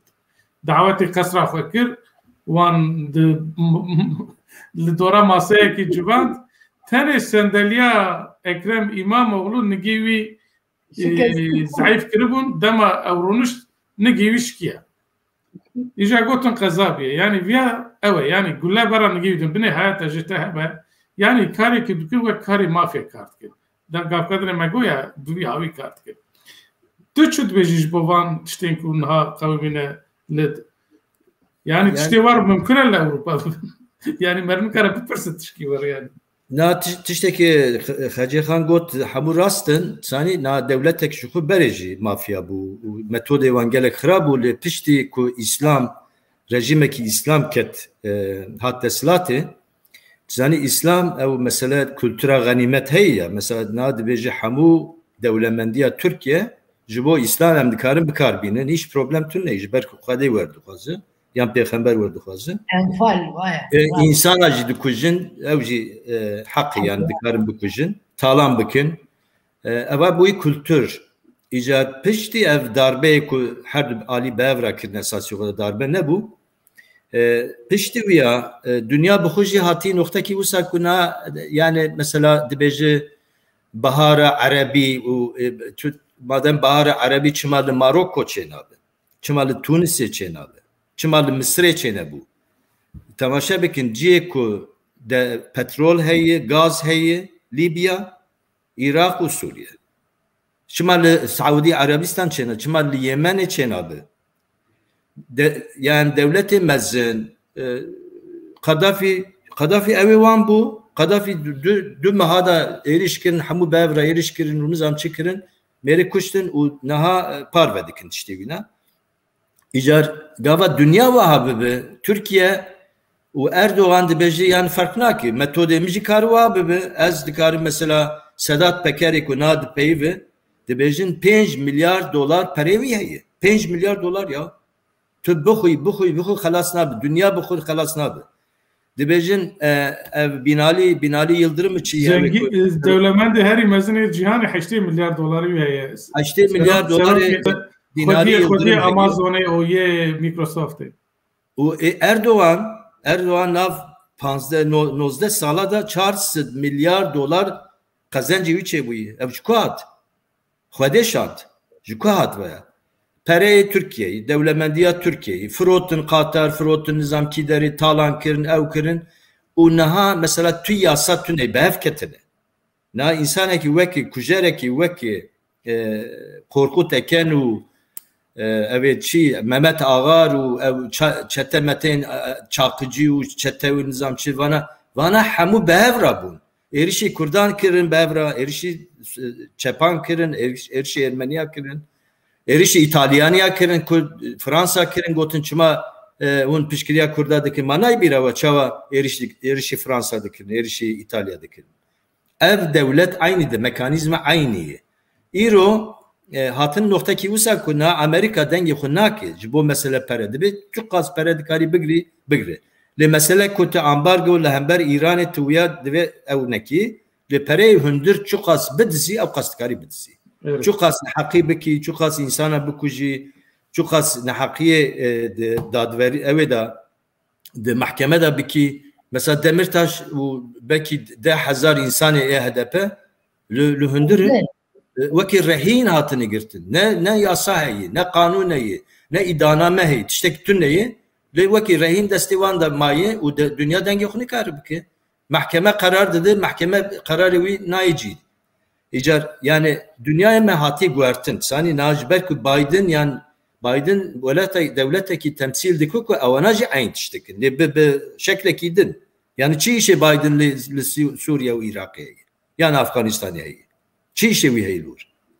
Madem işe vilur heye xalke belengaz ku veke Kurda.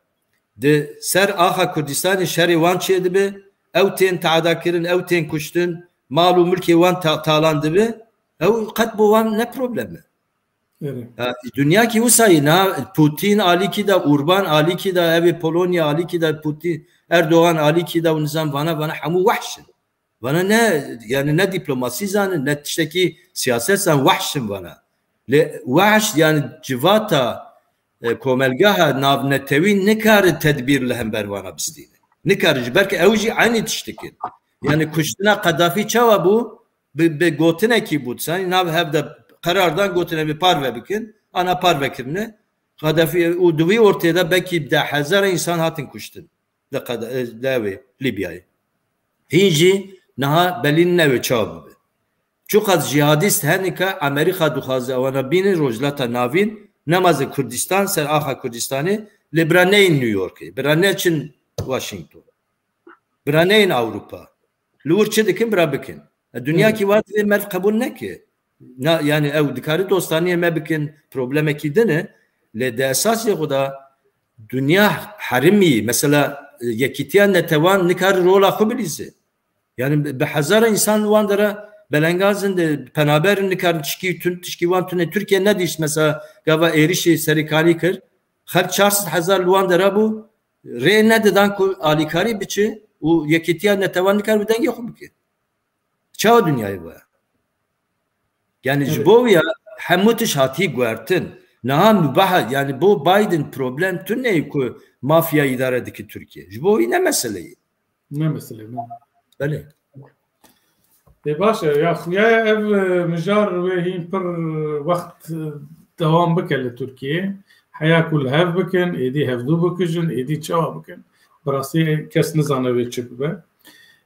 ببي اوي ام درباسي مجارا خوي دم به مهدي جبو ظروف يوسا ابي عثمان صبري دغو خجه devce berde didane küçük lisar peste beraza yani evey naha evey kemalist yani devlet tradisyonel Türk'ü evey İslami taze Sadatu Sedat çizelim yani evine kokuya naha didane küçük lisar eve lisar peste beraza beraber devam eder. امور سر مجارا خوی باشور کردستان اف جی شر PKK و ارتشا ترکه لی اف شر پکیه ناف پشمرگه انجی اون زانن چند پشمرگه هاتن کشتن جالی PKK و yani PKK سال 1000 دست نوتی ده لقندی لبجیبیه لی حتی نها دهات رادگاندن کو جالی سروک برزانی و رایدارندن Kurdistan ve tücari lehber PKK şerneker. Leve cari nizam çibu bi havi şerreki derket te gotin ku navi şeride deste düşman jî heye ku PKK bikartine ku Kurdal lehber ev du şer bikin. Ez hema ji xuşka xece dest pê bikim ji bela ku bi salan li başûrê Kurdistanê jî maye rewşa wir pir baş dizane. Ez dixwazim tu vî şerê PKK و یه ترکا و هر وها پک بونا و شره نا پشمرگه ور analize کی بکی تو چه ده فکریش بوی yani یک لهمو دنیا لأوروپایجی لهمو دنیا دوی یک تش ilan کن شر PKK و devlet Türk nine لباشو شر devlet Türkiye lehembere başure Kurdistan deskeften Kürt جبربيا أو حتى أو نجوهرين بيجي شر PKK ودولة تركنا شر PKK ودولة تركنا هم الدنيا يجي بياد زنا هم أوروبا يجي بياد زنا أمريكا يجي بياد زنا أو شر تركو إيران لهم بري أو دسكفته 200 سالي كرد باشوري كردستان çünkü hesap ki nahulle İstanbul'un hicre salın. Erdoğan öftüştane dike. Kıçınma tene kuştun. Tadale kıçınma tekirin. Her roş bir kerametime suyuk dikin kerameti kurda. Re gayni çiya re nahele yani hesap ki hene Kurd bejin ya em Kurdistan devlet nakvazin.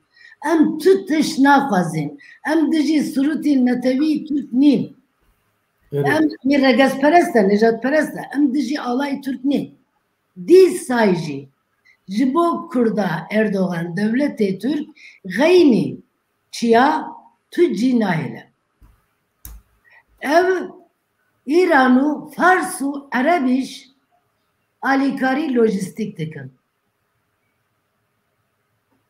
Yani ne zaman tecrübe evey lisali heştamiyek yani bere hafta ve penç bere men nizani bu alfabe cuda bu ne zanis li başur çıdı be barzani talabani çı melek tercüme dikir em bir görevi elbestigir le bere naha 30 sala havler gelek nezike be hazaran rupel hatiyen nüsin لسر çünkü jibo xebate tevgera rizgarî xwazî Kurd 70 salî dawî tecrübe başûra qurban. Hatta em tecrübeyi başûr nezanî û ders ji ew tecrübe negirin Kurdê Bakur bi taybetî em dibîne beleyê serê hemû Kurdistan û niha bûne beleyê serê hemû Kurdistanî.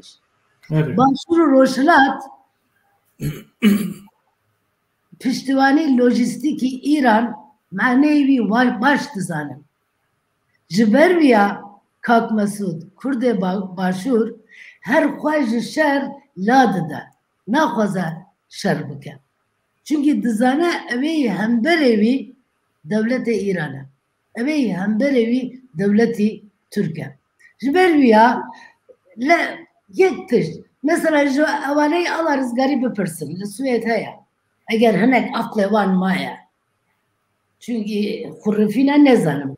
Bipirsin bêjin erê li Soma bira dost yani li Rojhilat bingehê we hebû. Çima havînê heştaviyek reviyan terk kirin û hatine navzeng? Çi bû li heştaviyek li Rojhilatê Kurdistan çi bû? Em were ser şerif êrişa PKK ser pêşmerge. Ji ber vîya qurban. Divê em bê hawar bikin bêjin dewletê Türk derkeve ji Kurdistan. Ew qas. Evet. Baş e. KKya divî warî de ez ê nêrînê te jî bigirim. Rastî berî du sala yek tiştî din jî bêje, katı bêje duvran derbas. Yek tiştî din jî bêjin nehêlîn birazeyê me, neviyê me biçin xwe teslîmê İran û Ereb bikin. Evet. Yani çiyayê Kurdistan îro ji bo azadî Kurdistan nîne ji bo teslîmbûyînê Ereb û Fars e. Baş. Baş e. KKya divî warî de ez ê nêrînê te jî bigirim. Bi rastî berî du sala di televizyona Swêdîya de dokumenterek mêzekire û Kunskaps li başûrê Kurdistanê ku em jêr dibên Mezopotamya ji dema Sumeran gelek berhemên tarîhî hene ku dibin erdê de ne û ji ber ku li başûrê Kurdistanê ev 100 sal zêde her tim şer hebiye. Ji ber wî jî tu imkan çênebûne ku arkeolog her li wir lêkolîna bikin. Îja divê şerê ku niha Türk li hember PKK bikartînin hat ragandin ku van berhemên tarîxî jî zerarê dîtine ê ku li dihokê derdora dihokê wan derane. Yani ji bo ku meriv rê li ber vana jî bigire dibe yani ev şer bi çi awayî were seknandin û PKK rêzê li serveriya Herêma Kurdistanê bigire yani. Yani dibe hikûmeta Kurdistanê çi bike divî warî de yani. Belê. Niha 1991 gava Amerika vekişiya hêzên xwe vekişand ji Iraqê. Saddam êrişê Kurda kir. Başûrê Kurdistanê nêzîkî 2 milyon insan xwe reviyan hatin ser çiyayê evê sînorê Tirkiye û aliyê Rojhilat. Perişan bûn, gelek kes rêda mirin û penaber bûn. Yani nîvê Kurdistan hemama vala bû vê çayê. Yani nêzîkî 4 milyon bûn, 2 milyonê wan reviyan.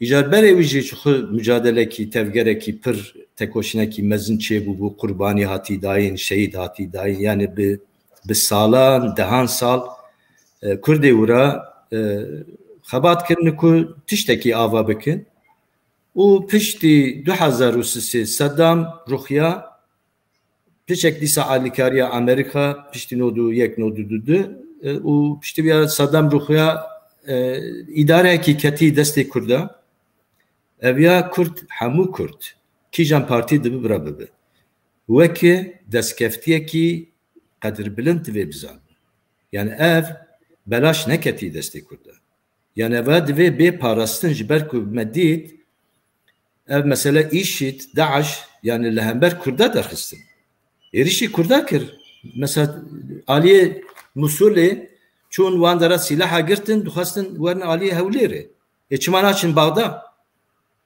مال باغدا اساس اداره لوره لی دخواستن ور سر کردا اوی کردناف جihadista şerê kurda dikin Filistînîn Erebin Türkên Türkmenin Tajikîn Özbekîn Çînîn nizamçîn Qafqasîn Çeçenîn vana hemû çuqas çeteyên hemû hedefê wan de Kurd hebûn îcar mesele Kerkûk gava ket vîdawiyê 2017 da dîsa heştî şabî derket ew jî paramilîterekî İranê heta hewlêrê hatin ya 3 kilometre mabû yani piçek din devam bikirane hewlêr diket destê wan ev tehlike hebû yani eger biketa destê wan heştî şabî bata hewlêrê başûrê Kurdistanê hemû biketa destê dijmin tiştekî baş bû yani Kurd ew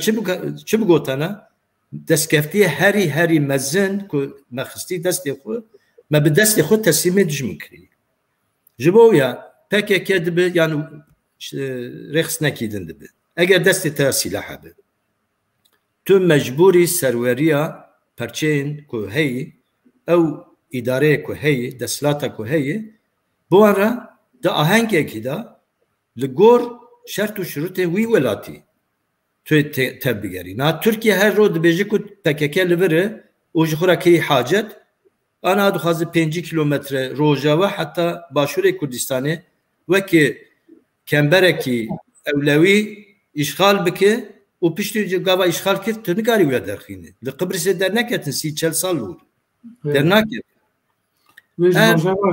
ev lîstikekî wisa gava heye pêwîst PKK dibe yan rêxistinekî din dibe divê bi Kurdara yan bi desthilatê ku heyî li wan re rûnin çi tehlike heye çi zarar em ê bibînin çi feyda wî hebe ke em li wir şer bikin yan em bi hev re şer bikin êdî çi hebe alternatîv li wan li ser wan mesela divê rûnin konsensusekî çêkin çênabe tu yani li hember peşmerge şer bikî çênabî yani eva tiştekî ne rast e îca çi dibe yani her du alî jî ev zarar bibînin me dît nodu şeşa da şer kirin nodu dudiya şer kirin ez wê çawa çûm Kurdistanê me dît yani her çiya alîkî PKK bû alîkî HDP bû alîkî yekîtî bû şerê wan hebû lê niha em hez bikin hez nekin îdareyekî destê me da mayê sedî çel erdên Kurdistan ji destê me çû bi xeletiyê Kurda lê ew ê ku destê me da mayî divê em wî biparêzin rojava jî wisayê niha îdareyekî li wir heyî divê em biparêzin çênabe eger li wir xeterekî heye divê em rê nedin ku dewletekî dagîrker were viya bike hacet û êrişê Kurda bike ew qas vekirî ye baş eger tibî warî de gotinên wê din jî tune bin em karin derbasî mijara xwe din bibin bi rastî wextê me tam derbas jî bû em ê lê mijarê xwe bixedînin xuşka xecê tişkî bêjî heye yan te gotinê min dawî ne na çi zane na wê keya dibêje rast e eger tanzîmên rêxistinên siyasî Kurd be normal e li navbeyne wan li ser şanoyî siyasî sahneyî siyasî rekabet hebe car car li dünya jî be dest bavêjin çekîş lê evê niha alîke dibêje yani pevê dice ra dibêjin PKK ev dibe ez tu tiş naxwazim ji bo Kurda ev şerê Türkan nake ev dibêje alay Türk ev dibe dijî referandum derken dibe Irak'a demokratik dixwazim Kurd kos bin li hemberê Irakê demokratik İranek demokratikî dixwaze Kurd kos be Suriye demokratik yani niha yani hûn dibin qey tenê bi çekî Amerîka îştekin lojîstik İran li vê ye li salê 2000 du îdare hebû li Kurdistanê îdareyî başûr ê Sileymanî Çünkü me li salê 2092 me imza kokir ji ber kodê medeni, kanûnê medeni bê guhertin. û jinan bi hezaran imza me da parlemen. Balam cevap nehat şer berdevam bû li salê 2000 bira bi demê mancere li meydanek cevabê ev imzayê me da. Yani rejini yasak gelek kanûne demokratik bu yeksanî jin û pêmer ku li Avrupa jî tune hata kabul kirin. Yek û belediye li Irak belediye bi helbijartin nebû. İdare-i Süleymanî got belediye jî bi helbijartin be. Dostên me, dostên Ewropî jî hûn devlet çedikin çünkü em divê bi kanûnê mêrê xwe biçîn. Saddam gorê kanûnê Saddam bin. Ew bes nebû İran û Türk heriş. Hûn çi dikin nabe ew du tişt qebûl bikin. Wekî manca li serê sekinî. Mehên me Eylül ji du alê ji Qendîl û ji Bagdad li Başûr herişê peşmerge hate kirin. Kurd Mehmetli çünkü İran hususiyete İran tücar destê xwe pîs nake. Pendî gotinê peşînanê wan dibêje dijminê xwe bi pamuk bikuje. Ji ber vîya li ew 100 salê dawî İran hemû car bi pamuk hatwe hêzek lojîstik piştî Kurdî girtwe piştê wî ew Kurd mecbûrê xwe kiriye esirê xwe kiriye û avêtiye canê Kurdên din.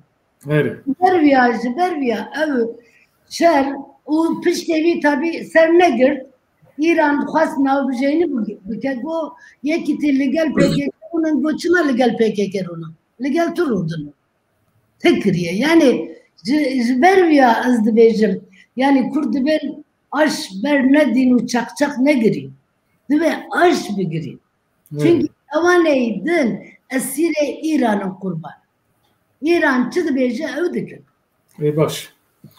Baş keke tişkî bêjî heye dawgê Na yani em ê bigirin ne? Na em derbas mijara xwe din bin. Okey. Erê vê mijarê jî bi rastî li ser Rojavayê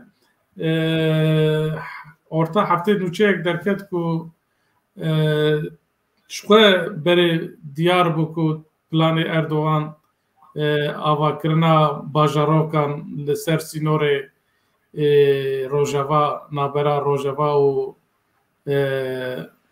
Türkiye bû. Werxuyayekî Erdogan dixwaze navbera vê sînorê de bajarokên biçûk ava bike û li vir Ereban û pirtir jî ên İslamî bicîbîne ku navbera Kurdên binxetê û serxetê ji hev xut bike. Li gor planên wî nêzî milyonek Ereb dixwazin li vir bicî bikin û bajarokên biçûk ava bikin ku ji 30,000 kesî pêk tên li ser vî sînorê ava bikin. Em dizanin berê jî Hafiz Esad li vir Ereban bicî kiribû ku wek kemera Ereban dihat binavkirin. Niha jî ji vîya re dibêjin kemera İslamî yanî dixwazin li wir ava bikin. Ya balkêş ew e ku van xaniyên ku ava dibin bi rêya hin komeleyan jî yekîtiyên neteweyan jî alîkariya aborî dikirin û her wiha tê îdiakirin ku Türkiye bi rêya Yekîtiya Ewropa pera distîne ji bo ku van bajaroka ava bike û Ereba li wir bicî bike. Pirtir jî ew Erebên ku derbasî Türkiye bûne wana li wir bicî dikin. Ji xwe eşkere dibêjin Türkiye. Li vir rola hem rola Kurdên diaspora ku ji çima alîkariya van tê kirin û planên Erdogan em ji te dest dikin kekeya tu çi bêjî?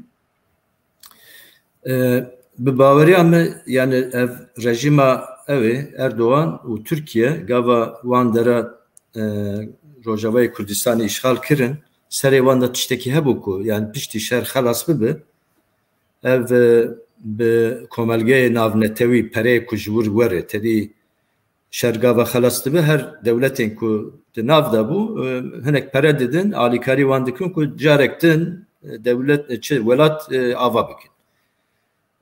Erdoğan dixwast yani Türkiye bibe îhaleyên herî mezin bigire ji ber ku herî nêzik burayê û soza vî tiştî jî bar dikim ji Trump jî girtibû wekîlin jî yani têkiliyên ji hereketên wî wisa xuya dike.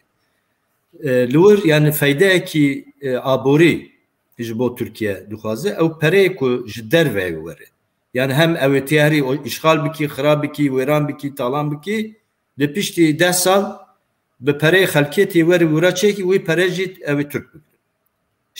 Şirketên Türk bigrin. Yani serê wî de ew tişte hebû. Ev yek. Dudiya Erdoğan gava ket mesela Efrînê yan serêkanî wan de ra tiştê ku dike aynı wekê kir bajarokê xwe wekê işte eger kaymakam heye li wir askerî heye û polîs heye Kayyumên Türkan mekteb çê dike û navê hemû tişta guhertî Kurdî qedexe kiriye insana dikuje mulkê wan digire darê wan digire û çizan talan dike yani çawa bixwaze wisa dike ev jî ew destê wî da jihadîstên ku ji dunya hemû anîye 200,000 jihadîst dibêjin ji destpêka şerê Sûriye heta niha ji Türkiye derbasê Sûriye bûn û hatin vegeriyane 200,000 ewana hinek şandin Libya hinek şandin Azerbaycan hinek şandin ew bişînin Afganistan û yani ev insana divê bê xwedî kirin çawa ew xwedî bike mecburî ji Kurda ew bigire wan talan bike û ji wir jî pereyê ku tê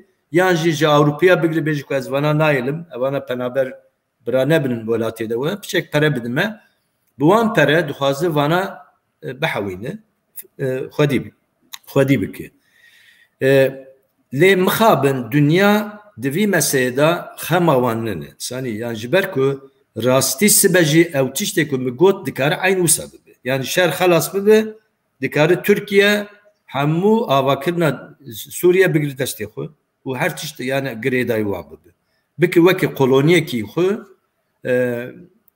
û wisa jî hem pere qezenç bike hem jî ew bike di aynı wexta aliyê îdeolojîk da mesela behsa Türkmena dikin li Sûriye Türkmen yan bekî heyî 10,000 20,000 ez nizanim yani kesa pirsîna Türkmen hene dibên me jî nevîst bidibin yani tuneyî Türkmen tuneyî lê wana wisa dibin me li Iraqê digotin 2 milyon Türkmen heykalûkiye 2 milyon Türkmen ma ne digotin 24 saat ji bo Bush digotin ji bo Obama digotin Türkmen heye em divêrin şer bikiriyor.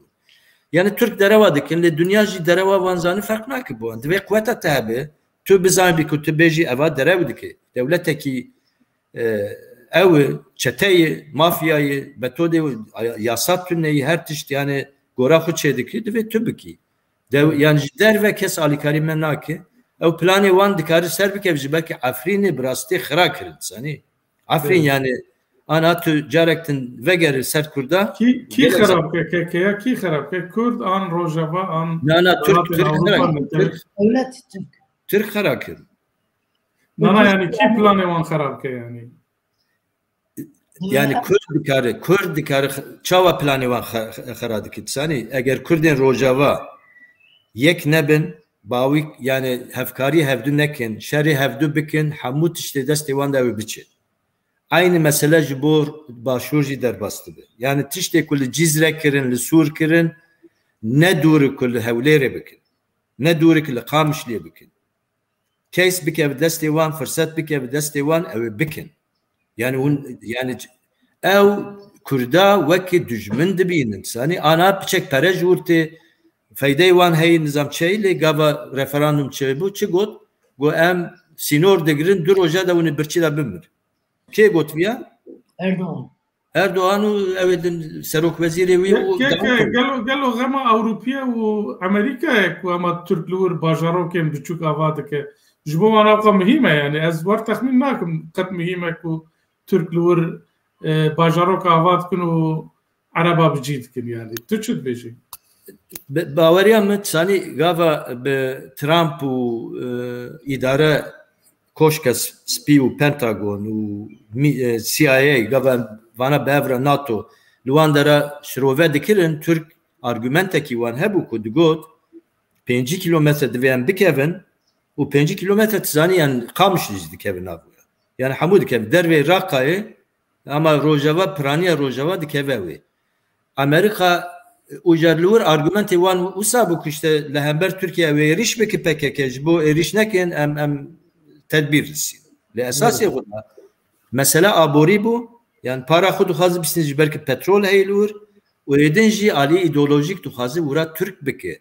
Wira Kurda qut bike. Yani ji yani mesela çabêjin Qamiş em bêjin serê Kanî û Akçakalê her daliya Araba bixwandira Türkmena bîne yan jî cihadîsta bîne bi wî awê qut bike. Yani metodekî yani serê wan de projeyekî ser naçe. Lê serê wan de hey ji ber Türk wekî milîter insanî wekî askera difikirin. Yani milletê wan wisa. Piştî vê krîza penaberên ku hatibûn Ewropayê bibû meselekî pirsgirêkek mezin.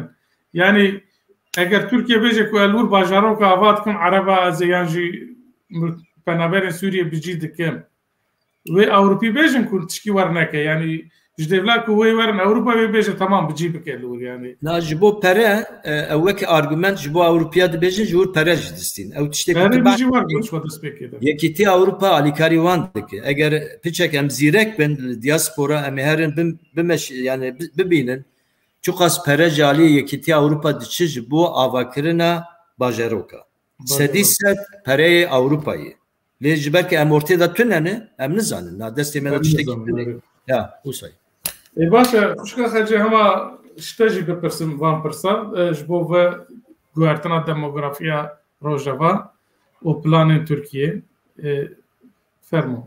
Guhertina demografi ye siyasete hemû dagirker bûye. Yani ji nizamên mülk û Machiavelli bigire ev yek ji siyasete esasiye dagirker e. Evê barbarê Asyayê Navrazçî evê Rojava dibêjin Türk ev bi xwe berdewam siyaseti esasî bû.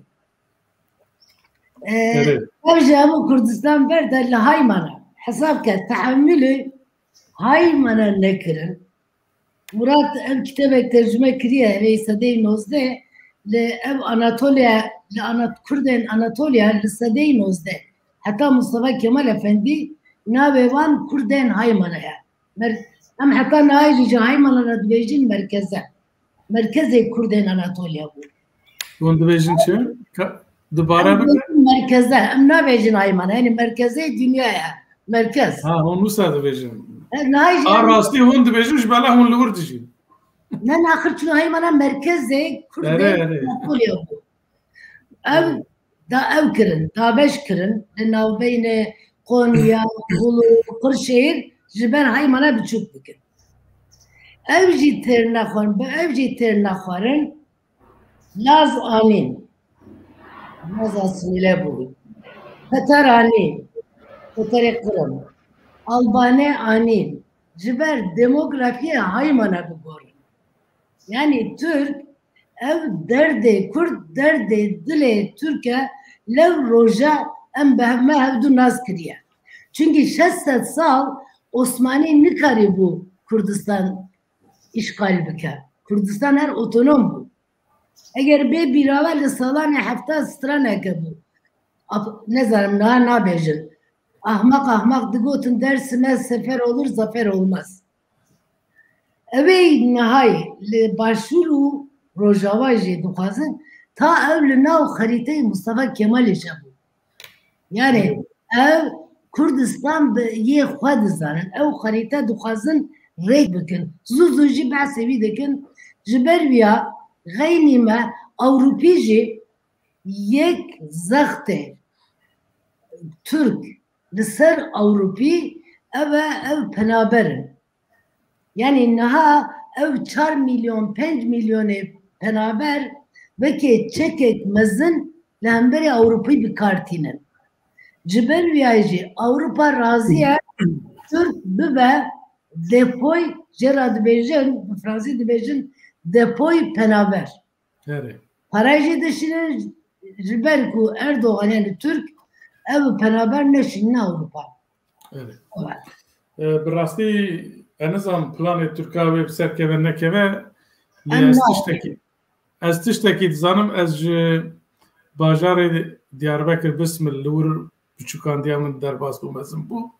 Li wir dema mübadeleyê ji Balkanan muhacir anîbûn bicî kiribûn li gelek gundên wan dera bicî kiribûn ku da ku Kurd asîmle bibin, Tirkî fêr bibin. Dema Kenan Evren de jî ji Afganistanê anîbûn li Diyarbekir bicî kiribûn. İja yani rojekî ûnî di sala 1940 wan de bi trênê ji Bismil derbas dibe dadkeve bi wan re dipeyve bi macirar dipeyve dibêje çawa ye we Kurda Tirkî fêr kir wala me wan Kurdî fêr nekir lê em Kurdî fêr bûn. İja nizam vê carê wê çawa be vê carê Lahay mana jî wisa bû. Lahay mana jî wisa bû. Ji ber wî ez ji asimilasyon li navçinê Kurdan natirsim. Ez yani baweriyê min bi Kurd heye. Fakat nerxê wî, fiyatê wî ve gelek giran be. Yani li dünya ihtimal em tenê yek milletin ku bê ku deyndar e kesbin em azad bin fakat fiyatê wî nerxê wî giran e. Hey baş. Birastî dema me qediya em mijara xwe dawî jî nîqaş bikin. Mijara me dawî ev e ku roja înê li Îranê hilbijartin hebûn serokkomarekî nû li Îranê hat hilbijartin. Di vê hilbijartinê de Kurda boykot kiribû lê di encama hilbijartinê de hat diyarkirin ku ne tenê Kurda ji neviyê zêdetirê Îraniyan jî boykot kirine ji bela ku hatibû ragandin ku 6 milyon kesên ku qeydkirî ku ê deng bidin hebûne lê tenê 28 milyon kes çûne deng dane. Ji van 28 milyona jî İbrahîmê Reîsî ku dadwerek ku kevne ji sedî 62 di tura ewil de sedî 62 denga girt û bû serokkomarê nû yê Îranê. İbrahîm Reîsî tabî me navî nizan bû lê piştî deket orê ku di sala 1988 de bi emrê Hümeynî di komîteyeka dadwera de cî girtiye û emrê 3000 girtiyên li Îranê îdama wan daye û loma jî ji alî muxalefeta Îranê wek qatliyam İbrahîm tê naskirin. Em dizanin Ehmedî Necad jî dema bû serokkomar rola wî ya di kuştina Qasîmlo de hatibû rojevê. Yani İbrahîm Reîsî kiye nizanim lê tê gotin ku ew kesê ku herî nêzik e piştî hemaneyê bibe serokê olî yê Îranê birastî. Ev jî gelek mihîm e ku însanekî çawa tund û konservatîv e. Heyan ha tu cîhanê min derheqê hilbijartinan de şîrove nedîtin lê îro tenê İsraîl daxuyanekî daye gotiye ku ev kesê ku hatiye hilbijartin wê bibe kaosekî mezin ji bela ku wê planên nuklerî û bibe xeterekî mezin li rojhilata navê. Kekeya eşte dest pê bikin dixwazî em bi wek me bu pozîtîv ayrımcılık em bi xuşka xece jî bi dawî bikin. Kekeya fermo.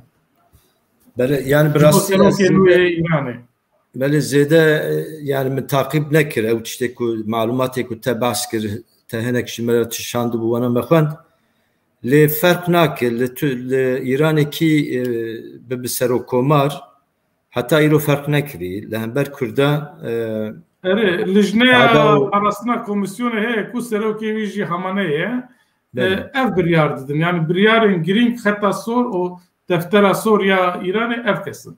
Belê mixabe yani heftê û ne heta îro demekî pir dûr û dirêj de derbas bû destpêkê de yek ji me jî texmîn nedikir ki ev rejimekî ew qas kevneperest û neînsanî dikare heta îro desthilatira xwe dewam bike lê maalesef dewam kir. Ji xwe problemê Kurd ji bo çi çareser nabe ji ber yek Îranê dijminê me êdî jî Tirkin.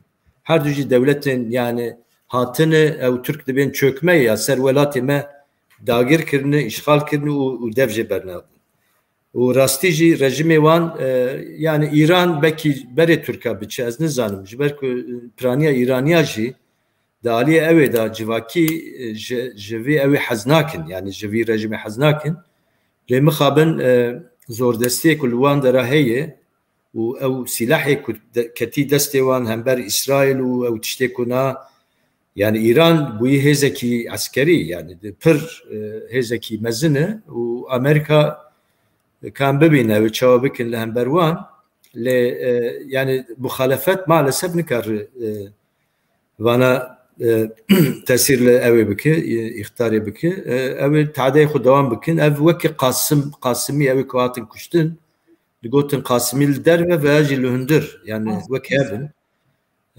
انسان كي بر خرابي يعني وقالك انسانه كشتيه كان ببين هذا تشابه لاجر هم هيبي بكن كروجه كي ام جوان خلاص بن بس كيك خوشكا خجي تباور دكوكو سياسه ايران يعني ورق هرتن بابراهيم رئيسي يعني هر چی خواست بیشتر که مروه همانه وی دستک دکن. نه او ناس دکین قصابی لکردستانیش او همو سیداره او قرار دایا.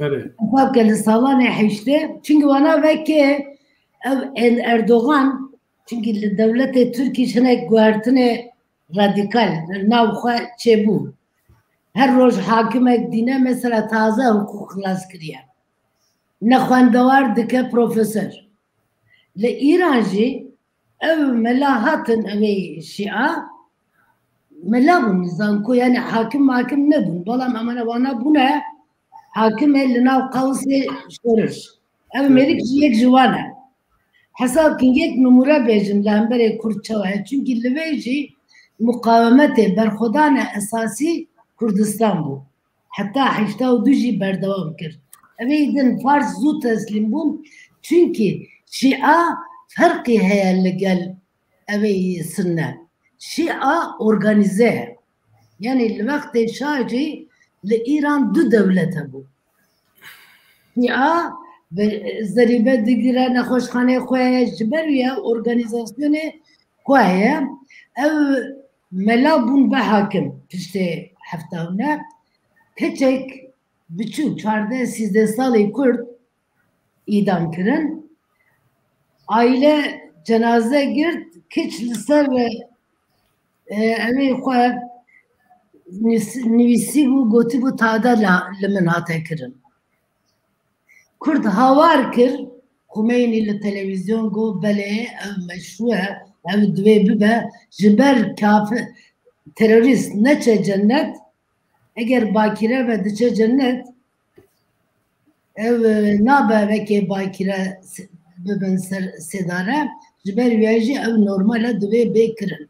Yani ev mêrik evê na hatiye Erdoğanê ev alî ev cîranê me jî kasabe yani meşhur e. Katliam İbrahim te nas kirin. Bele. Wek kimyavî ji ber wî berê vekê kimyavî Iraq ji ber wî niha hesab kin Erdoğan ji zor ev İbrahim Efendi jî evê xwe ji Rojhilat dişine ser başûrê Kurdistan. Yani hesab yani niha çünkü çar devlet nema niha du devlet e. Türk û Fars. Gelo ev kesek û hat tund o konservatîv were hevjartin wê siyaset Amerîka çabe li hember vî kesî. Qurban yek tişt ji bîr nekin min gona şerrê sêhem dest pê kiriye. Niha ev müessese piştî şerrî duhev çêbûbû hiç müessese ji bo hemû dünya bikar tesîrê wan nîne. Dünyayê demokratîk heye, dünyayê aliyê din heye, Çîn û Sovyet hesab ke li Hong Kong çi dikir? Li Birmanya çi dibe? Li Afrika her roj sedan kes tê kuştin.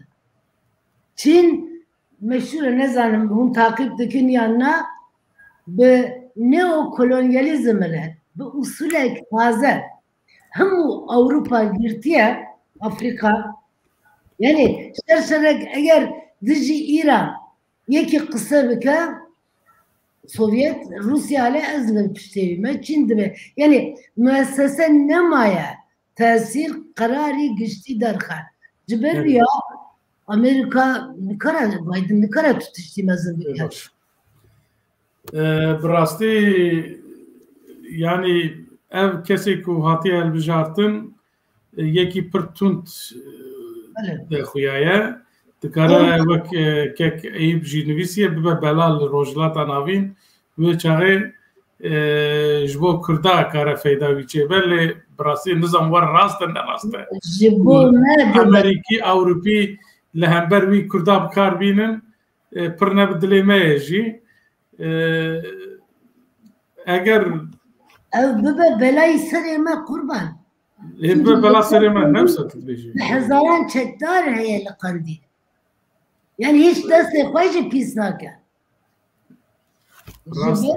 jiber ya em yani evi ez dibe Kurdên Avrupa ev şansek em le vecar li beşê demokratîkin dibe em tesirle reye ame yani kamuoyu Avrupa biki yek imza bütün legal ciranek ve kısa biki yani tesir daxuyaniye İsrail nişan dide ku İsrail muhtacı Kurdayın ve nizam jbo xab karbine an alikariye Kurda bike İsrail fakir ahir carek emirciye günüştü bu o ya hun şiye ve her içine be yeme mecburca ev bir suçar devlet ve hiç ne be yek tane nötralize biki yani İsrail'e fakir bedileceğim bir meraya lebele